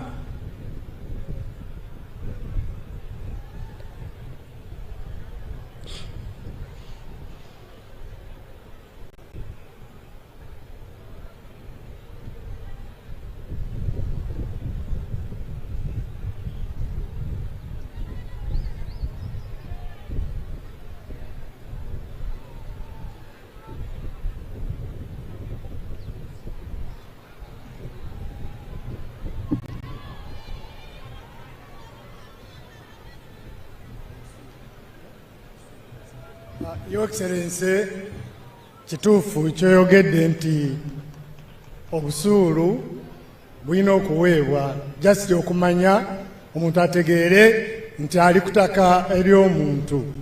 Obusuulu wano e Gomba bwa $1,000 ku kibanja buli mwaka, naye buli mwaka naye ow'ekibanja olumu ategeeregana n'ow'ettaka naye nga ffe twagereka $1,000.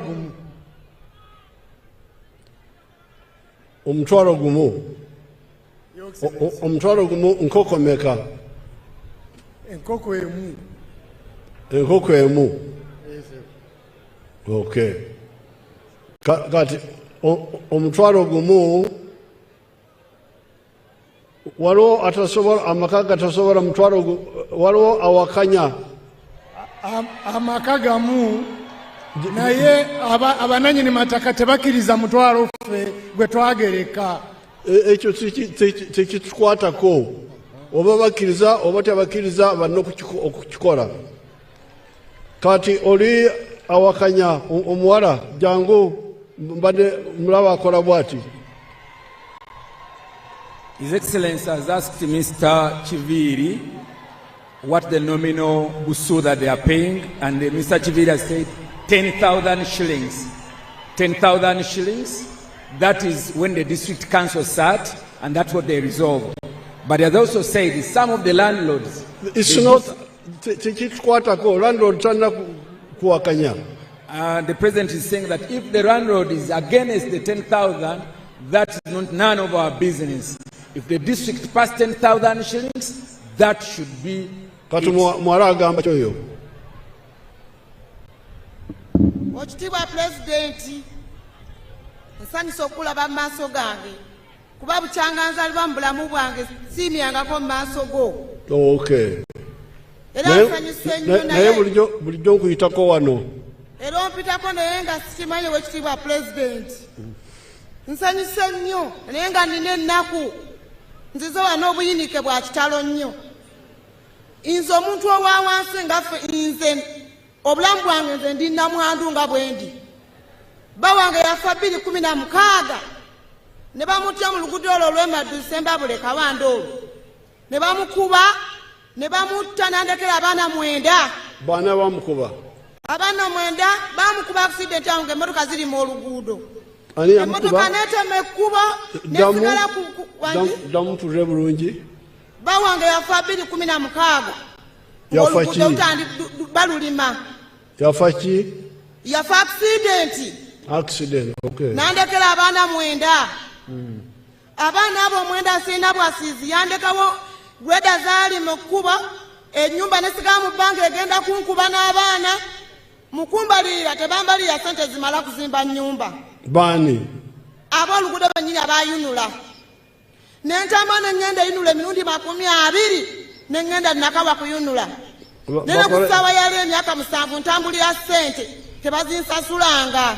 Kuba n'abo 9 asooka first born. Obanja meka? Bambalirira obusante butono obutasaana kuzimba nnyumba era tebabumpa miliyoni 10. Tebakusasula? Tebansasula. Okay. N'abaala bangi kati sayaliyo Oweekitiibwa Pulezidenti omwana asooka mpakasa mu byalo n'emperera abaana abo mu bukazi nga bwendi. Kati ayebale mbaka wa Parliament. Kwatagana n'omukyalo oyo. Oweekitiibwa ssente neewola mu ssente mu bbanka mperera abaana endwala emyezi 6 ne kasiyena buyambi sasula bbanka. Kale nayebale ogw'omulimu gwo. Lwa disitulikiti Gomba. Naye mbadde njagala ebyobusuulu katono muwala wange aleese ebyokusasula. Obusuulu bwendiko. Obusuulu Your Excellency nga bwengambye. Omuwala ow'enkofiira owa yero. Omuwala owa yero ow'enkofiira. Jangu.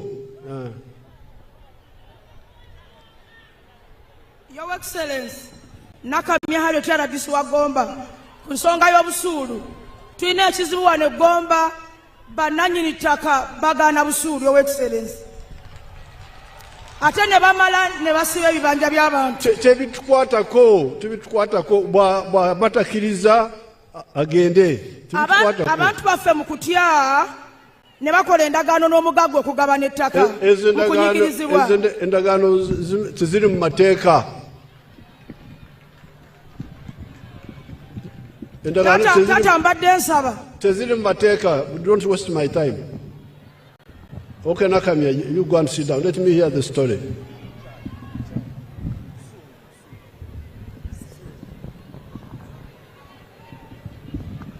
Ogamba kimuwala? Ekyobusuulu. Ekyobusuulu nkyogerako nga ngamba nti bannannyini ttaka tebakkiriza bbawa busuulu. Bw'aba takkiriza balina n'enkola endala nga batuweesa ekkanzu n'akugamba nti buliiko olina okusasula miliyoni emu. Abantu ze batasobola kufuna ssebo. Nti ki? Nti woba oli ku ttaka eryo osooka n'osasula miliyoni emu. Tolina kusasula kintu kyonna. Ekakasa nti nno owadde ekkanzu deri oluvannyuma ate obusuulu ne babugaana. Tebasobola bamenya amateeka abo. Katubakolere ki ssebo taata? Katugwani nani agaba andika muwala oyo njagala ampeereza obujulizi. Agaba. Come. His Excellency the President was getting the response from the public about the nominal figure called Busuru for tax on the land. Yes, sir. You listen, you people. The rent to be paid is 10,000 shillings per year. That's what was decided by the Gomba local government. Abegomba muwulirize President abagamba. President abagambye nti olukiiko lwa district bwe lwatuulwa eGomba mu buyinza obwaluweebwa lwasalawo nti obusuulu bw'eGomba ekibanja oba kyenkana ki bujja kubanga bwa siringi 1,000 buli mwaka. Ezo olukiiko ze zasalawo. And that rent is approved by the Minister of Lands. Era olukiiko lwe lwamala okutuula ekiwandiiko ekyo baakiweereza ku minisitule y'ebyottaka. Ekiwandiiko ekyo kirimu siringi 1,000 ogusasula obusuulu era minisitule y'ebyottaka yakiteekako omukono. I kept that power in my hands as President of Uganda. Era amaanyi agakwatagana n'ekyo gali mu buyinza bwa President. Because I made sure that even the district has no power to independently determine the rent. Era olw'okuba President yakimanya nti oluusi wayinza okubaawo district ezeekobaana okunyigiriza n'agamba nedda ne district nazo newankubadde zinaateekanga naye obusuulu obwo tebujja kukakasibwanga okuggyako Minister of Lands approves. Okuggyako nga minisita w'ebyettaka akkiriza nti yes ab'eGomba kye mwateesa ekya siringi 1,000 nkiteeseeko omukono ku lwa President. So the landlords who have been taking more money from the Bwanja people must pay it back. Kati bwabaawo omuntu yenna ow'ettaka abadde ajja ku bantu ssente ezisukka mu 1,000 alina okuzikomyawo. Ab'ebibanja alina ozikomyawo kuba oli atandika ozitwala paka leero baziddize abantu baabwe bananyinizo. And if they try to evict our people, we shall arrest them. Ate ekyo bwe kinabanga weekiri ne bagezaako okubagoba ku ttaka omukono gwa gavumenti gujja kuvaayo okubakwata kubajja kubamenya mateeka. So all this you are doing here, what you are complaining is something your leaders should explain to you about. Should not happen.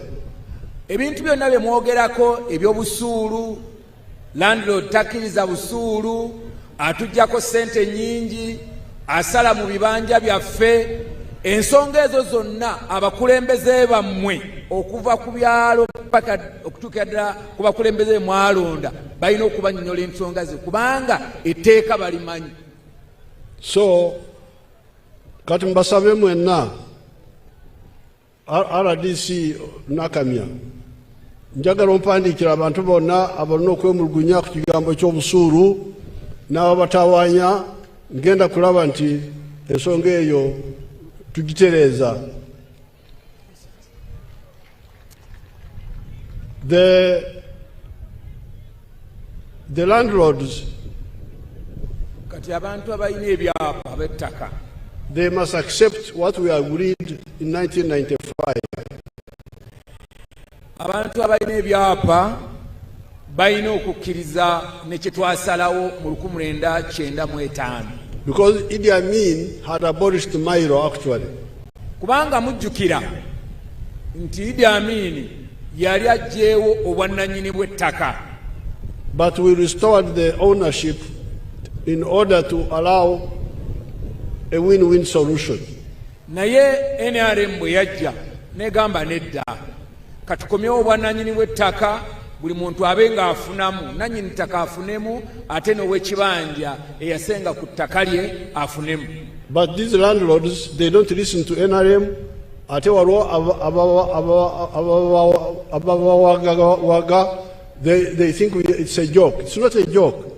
Naye bannannyini ttaka balabika beefudde bannampulira zibi, tebawuliriza nsonga eno ate balowooza waliwo president waliwo ababateekamu opika babawaga temukkiriza. Ekyo president agamba tekijja kukkirizibwa, ab'ebibanja balina okubeera ku bibanja. So number one, you must pay back all the money you have taken from these people. Ekiragiro kati kigamba bwe kiti buli sente zonna ze bajja ku muntu w'ekibanja nga zisukka mu mutwalo ogumu ogw'obusuulu ogwakkirizigibwako, ensimbi ezo zonna zirina okuddizibwa omuntu gwe zaggibwako. And the evictions are illegal. Ekyokubiri, okugoba abantu ku ttaka tekikkirizibwa, kimenya mateeka.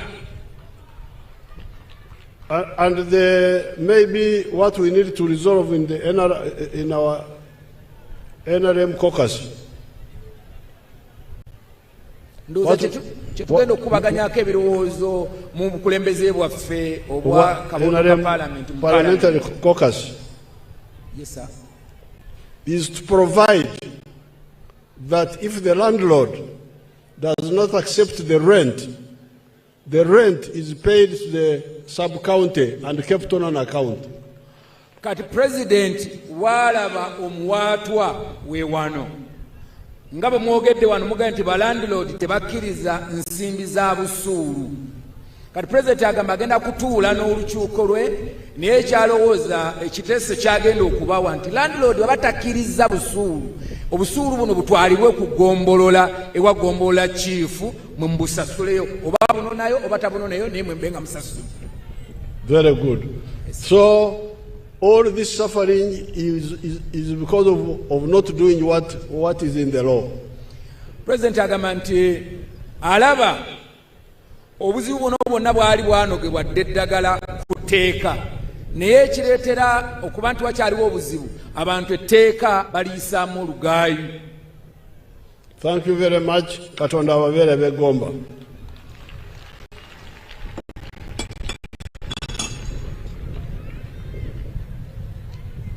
President abeebazizza mwenna, tweyanziza ne tweyanzeege, amaliriza katumukubireko mu bugalo ng'amaze okwogerako eri ffenna Bannagomba. Mwebale nnyo, mwebalire ddala.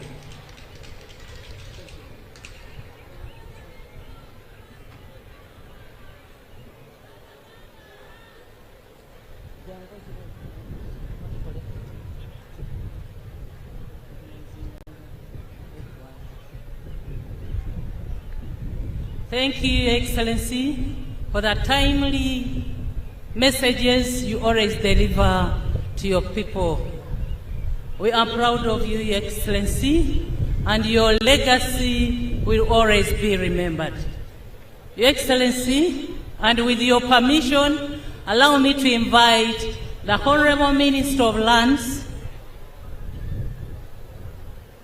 Housing and Urban Development to present beneficiaries of my land titles in Kyanja-Gomba district. Honorable Minister Nabakova.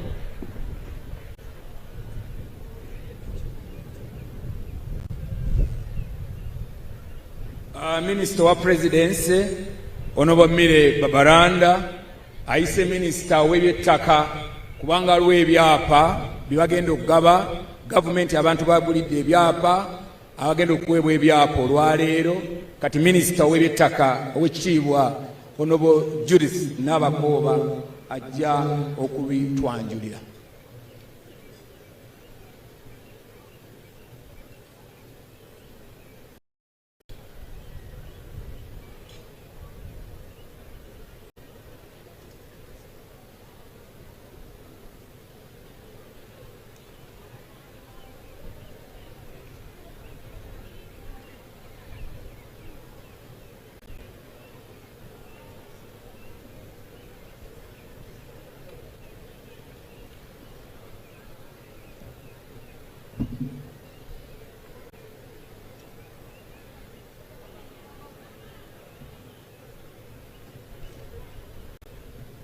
Your Excellency, with your permission, allow me to invite Her Excellency, the Vice President, to work with the Honorable Minister for Lands on your behalf, sir.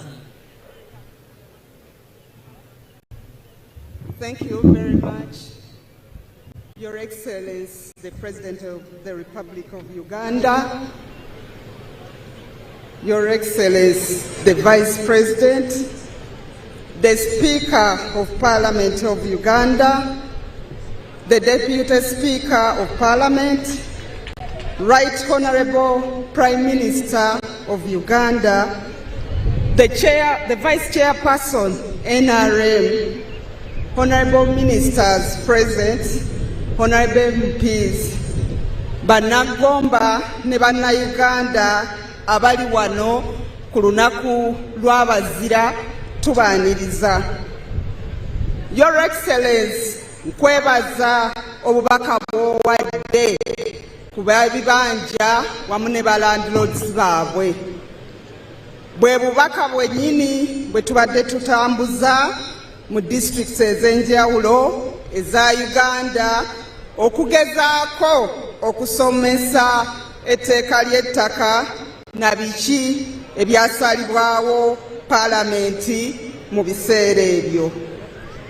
Your Excellency, omulimu guno tugukola nga tugattako ne executive order gye wawa mu 2022 okulaba nti tewali wa kibanja alina kugobebwa, era n'olagira District Security Committee ekulemberwa ba RDCs baffe ab'enjawulo okubeera nga omulimu ogwo bagukola bagutuukirize. Era Your Excellency, n'abatuuliriza mwenna njagala okubategeeza nti District Security Committee ezitudde ne zikola omulimu nga zikolera wamu okugoba ab'ebibanja kwakendeera. Gye kusigadde yeeyo nga District Security Committees zeetemaatemamu. Naye era twongera mu maaso okulaba nga tubagamba ekiragiro kyo wamu n'etteeka bye liragira. Your Excellency, Uganda Land Commission under the Ministry of Lands, Housing and Urban Development got your directive which you gave for the ministry to buy land for the bona fide and lawful occupants in Gomba, Kanoni Town Council. Allow me, Your Excellency, to call those of Uganda Land Commission at least to stand up for recognition for the work they have been doing. Bannagomba mukimanyi bulungi nti gavumenti ng'eyita mu Land Fund yabagulira ettaka. Ettaka lyenjogerako lyeriri ku block 29 ery'omwami Waswa Peter Bakayimbudde. ettaka eryo liri mu Gomba Town Council era nga tukimanyi bulungi nti ebyalo nga Nkwale, Kitemu, Kasaka, Kome, Nsaasi mwenna mbadde ku bunkenke.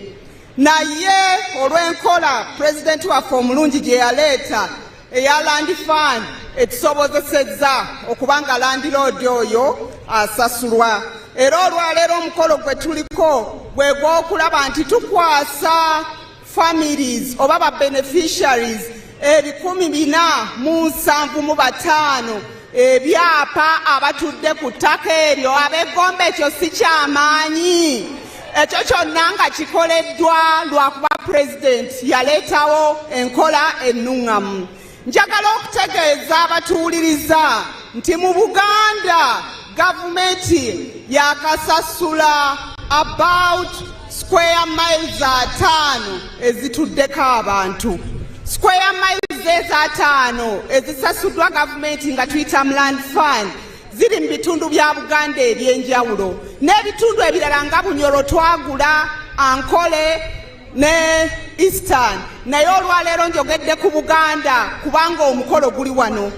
Abamu babadde bateekamu ebyobufuzi ne bagamba nti gavumenti egula ettaka ewalala oba egaba ettaka ewalala mu Buganda tennaba. Bassebo ne bannyabo bannayuganda abatulaba, njagala kubategeeza nti enkola ya pulezidenti gye yaleeta etusobozesezza okufuna square mile 5 ng'ate square miles ezo pulezidenti akyatwongera ensimbi okubeera nti twongera okusasula abalandlords.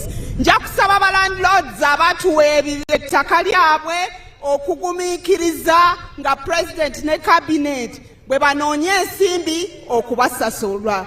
Okugoba abantu ku bibanja byabwe tekikkirizibwa. Bwe muba mwasalawo mujje eri gavumenti ebasasule, mukkirize ekyo ekikoleddwa kisobole okuba nga kituukirizibwa, ffenna tusobole okweyagala n'enkola pulezidenti gy'abadde annyonnyola ey'okwejja mu bwavu tube nga tugituukiriza. Oweekitiibwa pulezidenti, abantu 475 benjogeddeko abagenda okufuna ebyapa mulimu abakyala 167. Ebyo bye bitundu 35 ku 100. Abakyala ba Uganda twekubire mu ngalo. Gavumenti ya NRM yokka yetusobozesezza okuba nti naawe omukyalo omunaku, omukyalo ow'okukyalo osobola okufuna ekyapa kyo n'otulawo oli ntende. Mwabo tuyinamu abaami 279 ate abaami nga beegasse wamu ne bakyala baabwe tulina families 29 ezigenda okufuna ebyapa olwaleero. N'olwekyo twebaza pulezidenti olw'ekyo kyatukoledde. Tweyongera okwekomitinga nga ministry ya lands ti omulimu ffe tujja gukola obutakoowa, tujja kutaalaaga ne bannange benkola nabo mu ministry okulaba nti tubasomesa, naye nammwe kye tubasaba mutuyambeko, muleme kutuuka eyo ne mukkaanya ne balandiroodi ate bwe bimala okulema ne mwagala muddukire gye tuli oluusi nga kiri too late. Muddeeyo oluusi ne mulimbibwalimbibwa nga mumanyi ew'okugenda ne mulema okuba nga mutuukayo, naye ng'ate singa muba mutuuseeyo obuyambi mujja kubanga mubufuna. Allow me, Your Excellency, to invite right now the selected beneficiaries. There are few who are selected today who are going to receive on behalf of the rest of the tenants. Then the rest of you will be in position to get your titles. Tomorrow, wali mu kafo kaffe wafire Lutaayo omugenzi we mbadde musinkananga buli lunaku. Enkya ku makya bano mbagambye babeerewo kubanga leero kiyinza obutasoboka okubeera nga mufuna ebyapa. Temulowooza nti tuwaddeko bano abalala temusobodde kubeera nga mufuna. Nja kuyita omwami gwe bayita Mufumbya Ganda Nyansiyo, ono chairman wa NRM. Jangu ssebo osobola okuba nga ofuna ekyapa. Omulala y'ekyajja Joel Baduzi, chairperson LC2, that is Kanoni Town Council. Nawe jangu ofune ekyapa.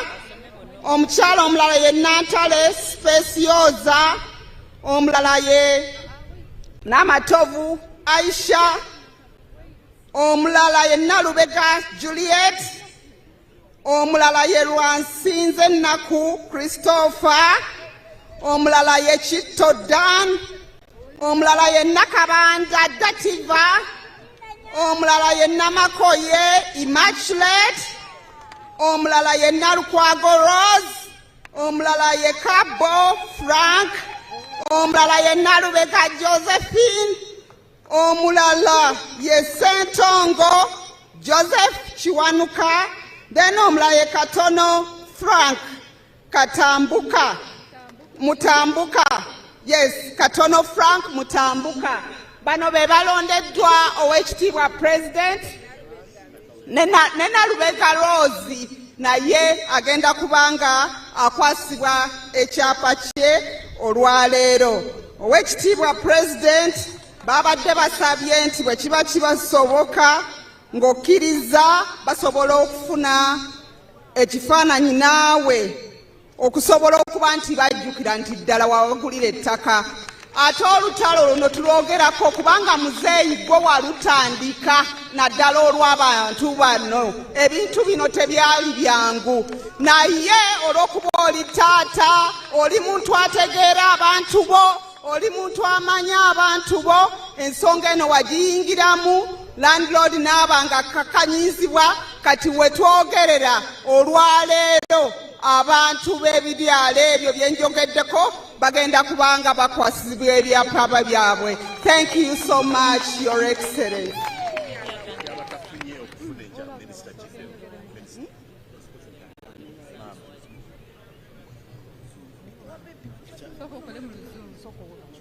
Your Excellency the President and the President's guests, these are beneficiaries from the Land Fund, which is managed by the Ministry of Lands.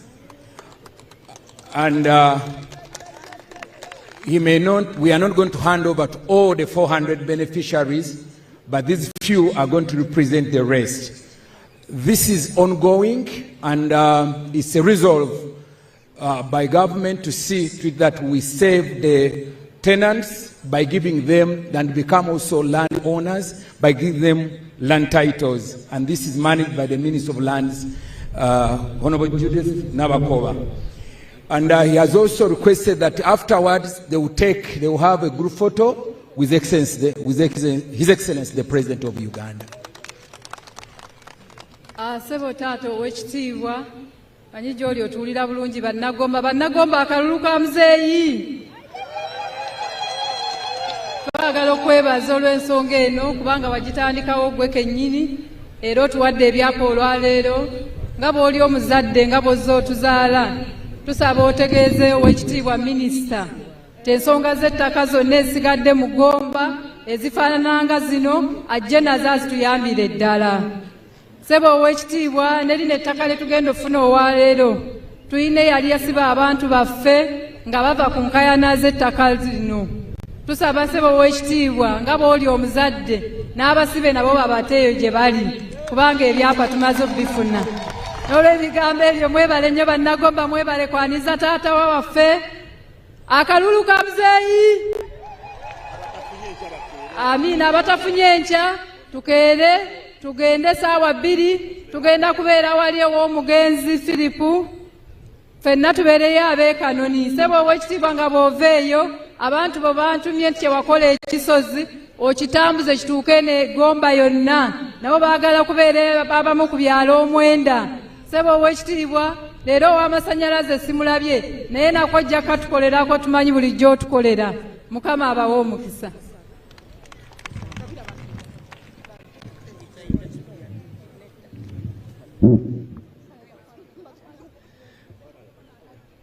Bakulu mugende ew'omukulu Vice President abakwase ebyapa.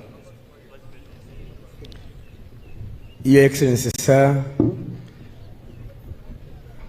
Your Excellency the Vice President, Right Honorable Speaker, all dignitaries, good afternoon. Time has gone.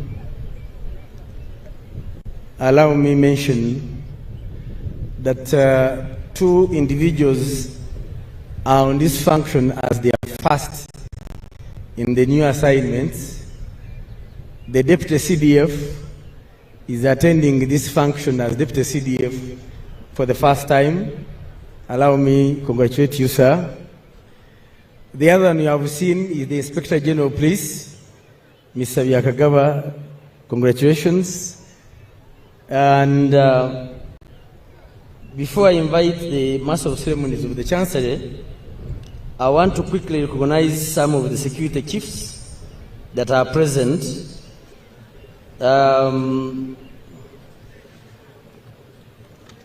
First, we are led by the Deputy CDF, Lieutenant General Samuel Okiding, who is representing the CDF. Also present are Major General Lucky Kidega, Commander, Joint Staff Headquarters, Major General Dr. Ambrose Musinguzi,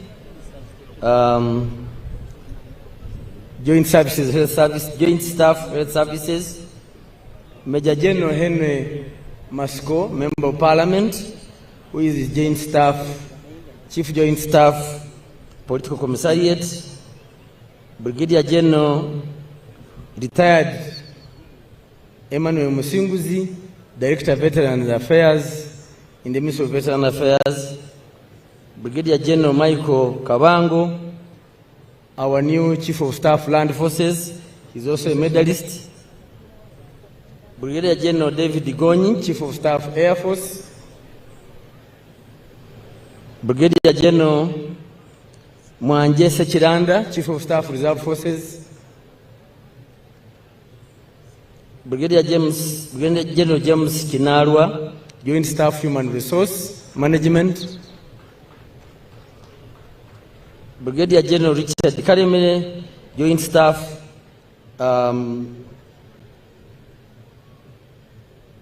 these days this acronym is confusing me, but he's in charge of education, sports and culture in the UPDF.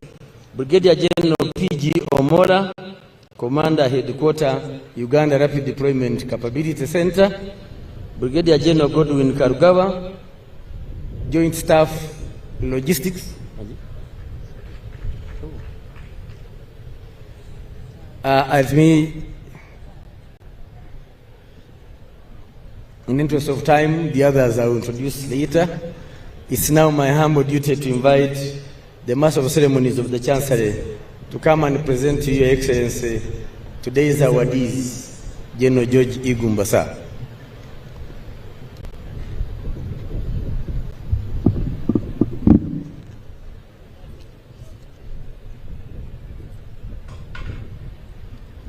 Your Excellency, the President of the Republic of Uganda and the Commander-in-Chief of the Uganda People's Defense Forces, Her Excellency, the Vice President of the Republic of Uganda, the Right Honourable Speaker of Parliament, the Vice Chairman of the National Resistance Movement, Right Honourable Prime Minister of the Republic of Uganda and Leader of Government Business, and your deputies here present, the Secretary General of the National Resistance Movement, Honourable Cabinet Ministers and Ministers of State, their worships, the religious leaders here present, their excellencies, the ambassadors and high commissioners here present, honourable MPs here present, their royal highnesses, the traditional leaders here present, service chiefs, distinguished invited guests, ladies and gentlemen, good afternoon.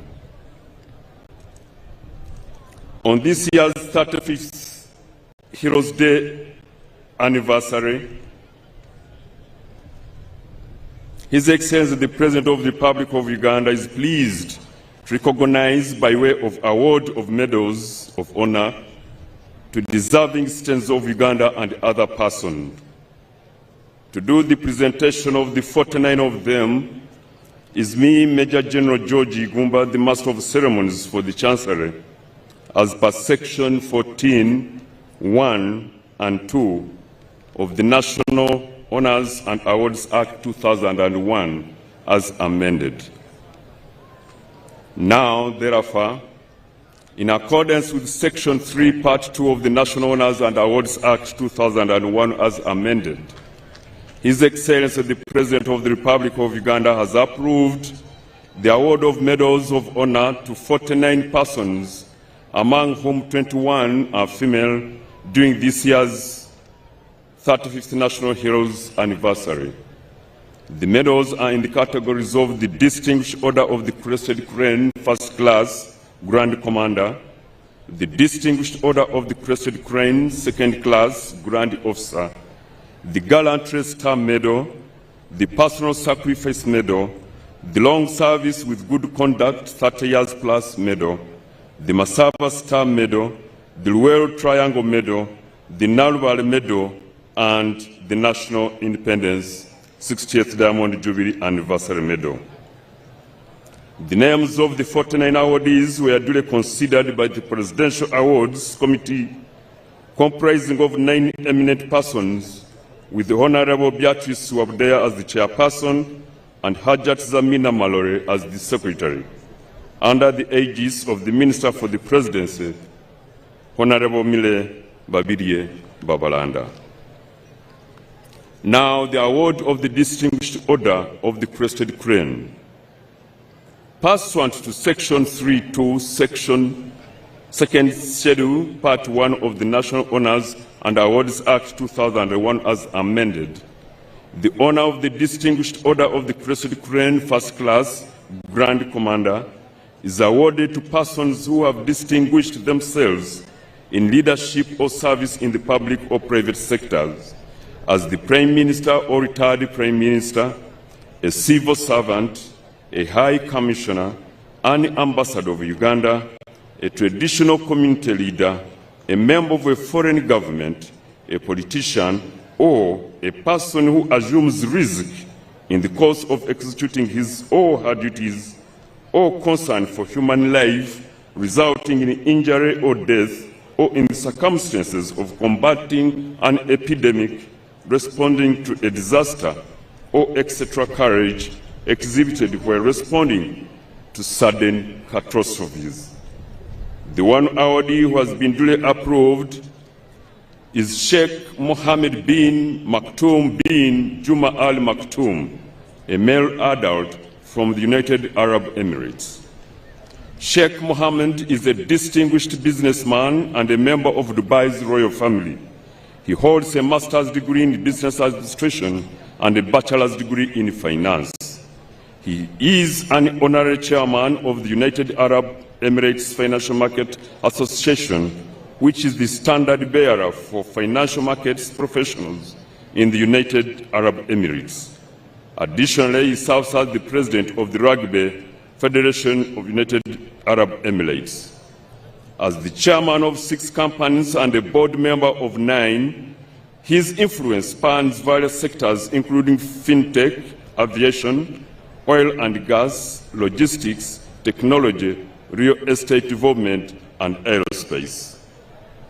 Sheikh Mohammed's strategic investments are poised to elevate Uganda's infrastructure, create significant employment opportunities, and transform the economic landscape across multiple sectors. His engagement with the Uganda government has culminated into mutual cooperation, underscoring the importance of international partnerships and shared commitments that will foster the economic growth and industrial development. The award of the Distinguished Order of the Crested Crane Medal. Pursuant to Section 3.2, Second Schedule, Part 1 of the National Honours and Awards Act 2001 as amended, the honor of the Distinguished Order of the Crested Crane, Second Class, Grand Officer, is awarded to a person who distinguishes him or herself in leadership or service in the public or private sectors as a political leader of a local government, an advocate, doctor, engineer, or accountant, a member of a foreign government who contributes to the development of Uganda. The one award who has been duly approved is Honorable Joyce Sebugwao, a female adult from Luweero district. She joined the Bush War in 1984. Her major role was to supply food, clothing, and medicine. She was the only female member appointed by His Royal Highness the Kabaka of Buganda on the committee selected to harmonize relations between the Buganda Kingdom and the government of Uganda in 1993. While serving as mayor for Rubaga Division Urban Council from 2011 to 2021, she lobbied for the construction of many roads, including Kabaka and Jagala Road and Kisenyi Road, among others. She also lobbied for 2 fire brigade vehicles from the government of Japan, which were handed over to Uganda Police Force in 2015. The award of the Gallantry Star Medal. Pursuant to Section 3, Second Schedule Part 2A of the National Honours and Awards Act 2001 as amended, the honour of the Gallantry Star Medal is awarded to police officers who have distinguished themselves through acts of gallantry demonstrated in operations, community policing, intelligence gathering, and bravery. The one awardee who has been duly approved is Senior Superintendent of Police Twinomugisha Stephen, a male adult from Mitoma District.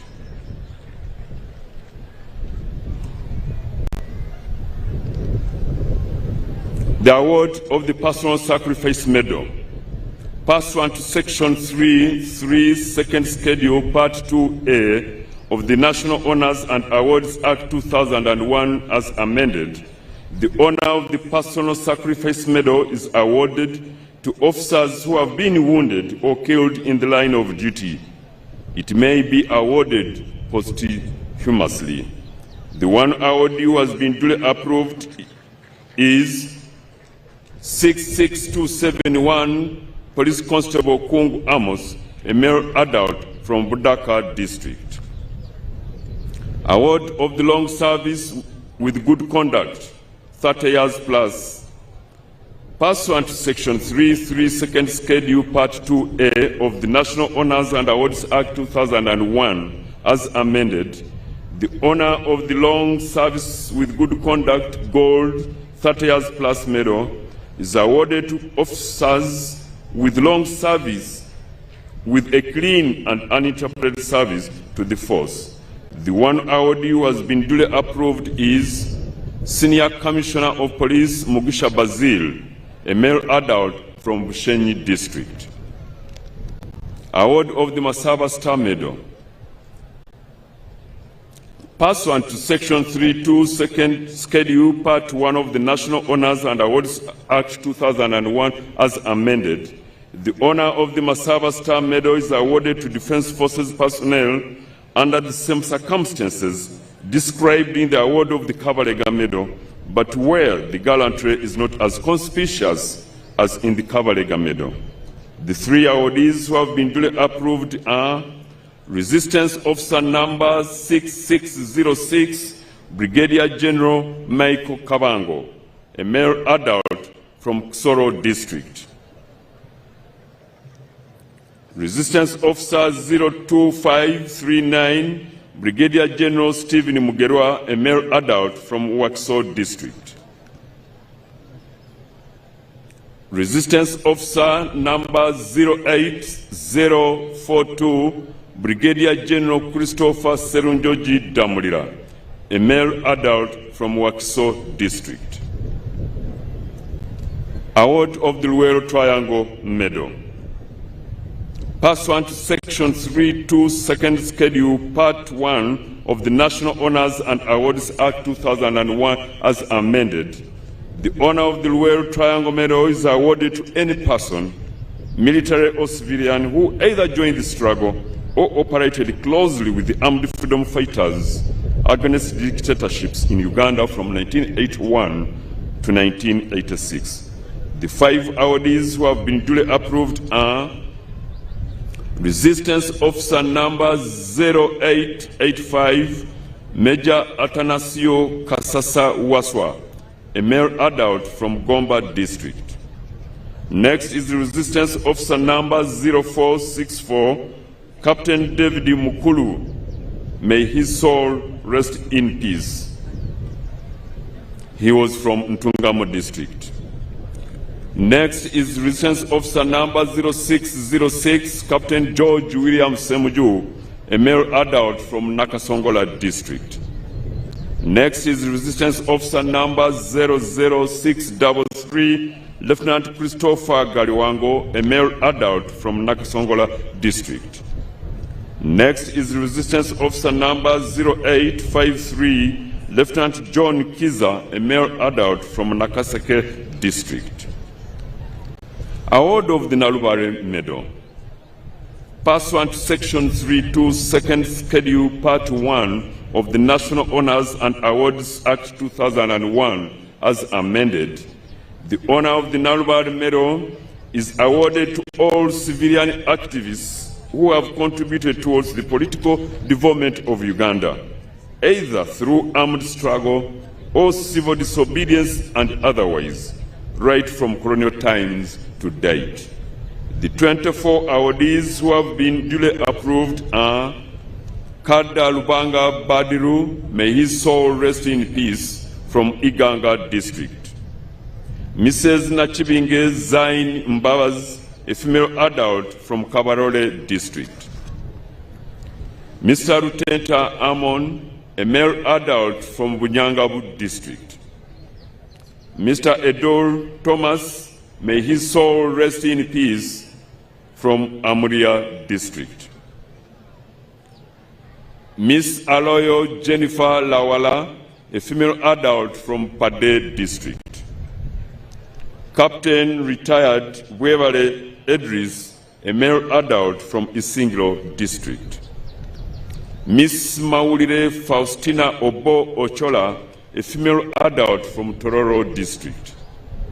Mr. Lawrence Semakula Bakayimbude, a male adult from Luel district.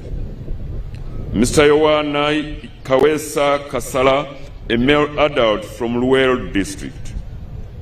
Mr. Kiseka Laban Luburua, a male adult from Gomba district. Mr. Senfuka Sam, a male adult from Gomba district. Miss Nakito Dokas, a female adult from Nakaseke district. Miss Nampin Ma Christine, a female adult from Luel district. Miss Nalunga Eva, a female adult from Gomba district. Mr. Katawarwa Stanley, may his soul rest in peace, from Gomba district. Mr. Mpuga Hindia Area, may his soul rest in peace, from Gomba district. Mr. Rutakome Ifraimu Zingo Bukedo, a male adult from Gomba district. Miss Semwanga Paulino Soka,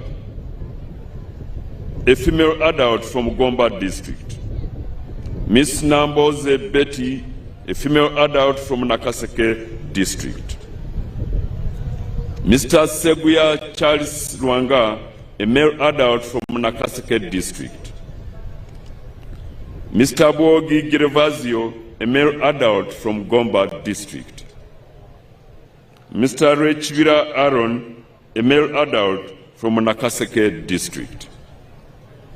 Mr. Iga Ignatio, a male adult from Nakaseke district. And the last on this category is Mr. Kafunga John, may his soul rest in peace, from Mitoma district. The award of the National Independence 60th Diamond Jubilee Anniversary Medal. Pursuant to Section 3.2, Second Schedule Part 1 of the National Honors and Awards Act 2001, as amended, the honor of the National Independence 60th Diamond Jubilee Anniversary Medal is awarded to a person in recognition of outstanding service and loyalty to the country from 9th October 1962 to 9th October 2023, and who has championed and contributed significantly to the struggle for independence, or to a person who has continued to protect the independence of Uganda. The 12 awardees who have been duly approved are Miss Stella Nyadria, a female adult from Arua District; Mrs. Nabwire Barbara Orijo, a female adult from Busia District; Mr. Johnson Odur Muno, Principal Officer, Class 2, retired, a male adult from Chitugumu District; Mr. Alfred Chandia, Chief Warder, Grade 1, a male adult from Arua District; Mr. Damulira Henry, Chief Warder, Class 2, a male adult from Wakiso District; Ms. Kabajungu Oliver, Chief Wardress, Grade 3, retired, a female adult from Fort Portal District; Mr. Ola Johnson, may his soul rest in peace, a male wrong from Chitugum District; Ms. Businje Olive, a female adult from Shenyi District; Mr. Selumu Sulaiman Chibuka, a male adult from Kayunga District; Mr. Ntege Kizito Kugumikiriza, a male adult from Kayunga District; Mr. Idambi Yokosofat, a male adult from Butebo District.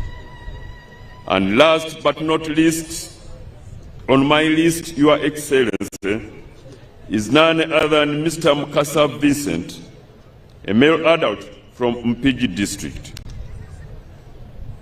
Mukasa Vincent is a metal fabricator and a welder in Mpigi Town Council. He served as a war volunteer during the year 1979 war by passing intelligence information to combatants of Chikos Malum who were finding it difficult to penetrate the thick Mpigi force at the time. I thank Your Excellency for your kind attention and patience for God and my country.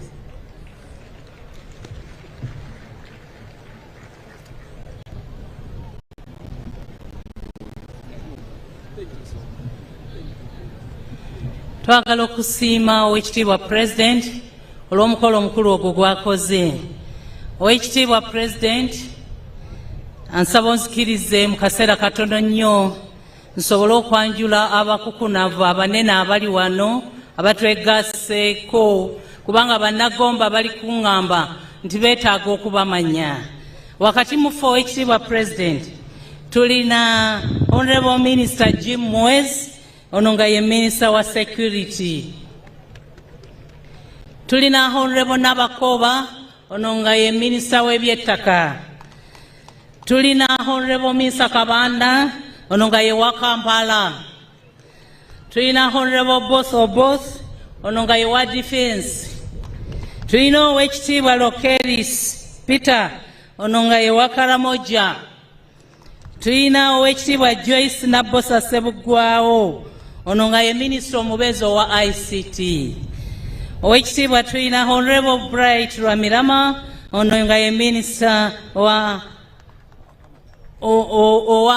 Magana ebisolo, Animal Resources. Tulina Oweekitiibwa Honorable Rosie Lily, ono nga ye Minister of State wa Ethics and Integrity, atwasize empisa. Tulina Honorable Victoria Businge Rusoke, ngono ye wa Local Government. Tulina Honorable Mary Mugasa, ono nga ye Minister omubeezi wa Public Service. Tulina Oweekitiibwa Balaam Barugahare Atenyi, ngono ye Minister omubeezi w'abavubuka. Tulina Oweekitiibwa Lilian Abel, ngono ye Minister omubeezi ow'ebigwata ebiraze. tulina owekitiibwa Honorable Pasis Namuganza Omumbejja ono nga ye minisita omubeezi ow'amayumba. Tuyina owekitiibwa Jennifer Namuyangu ono nga ye minisita omubeezi owa Bunyoro Affairs.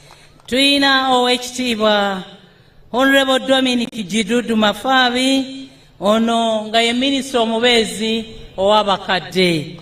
Owekitiibwa President abo nabo batwegasseeko ku mukolo guno. Bannagomba bwedda muli kunsaba nti mwagala okumanya abakulu abatwegasseeko.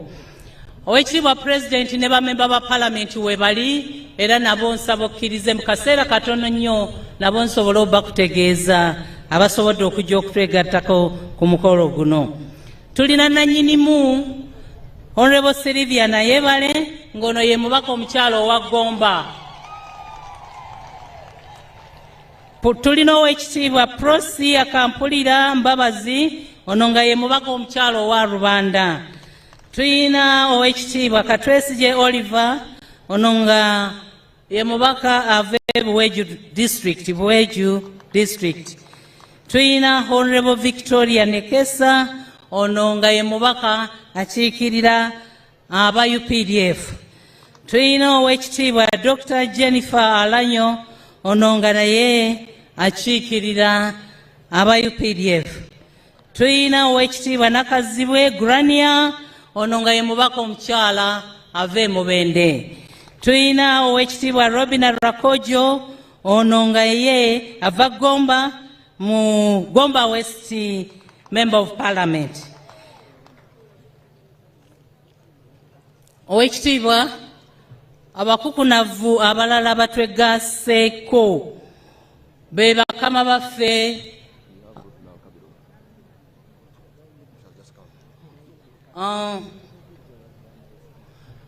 owekitiibwa President tulina owekitiibwa Minister Ruth Nankabirwa ono nga yakwasaganya ebyamasanyalaze. Kakati tulina abakulu abatukulembera mu kibiina kyaffe ekya NRM nga mwe muli owekitiibwa Alhaji Moses Kigongo oyo nga First National Vice Chairperson owa NRM. Tulina owekitiibwa Right Honorable Rebecca Alitwala Kadaga ono nga Second National Vice Chairperson. Tulina owekitiibwa Godfrey Kiwanda Suubi ono nga Vice Chairperson wa Buganda. Tulina owekitiibwa Dr. James Tweheyo ono nga yatwala abakozi. Tulina owekitiibwa Honorable Lydia Wanyoto ono nga ye w'abakyala. Tulina owekitiibwa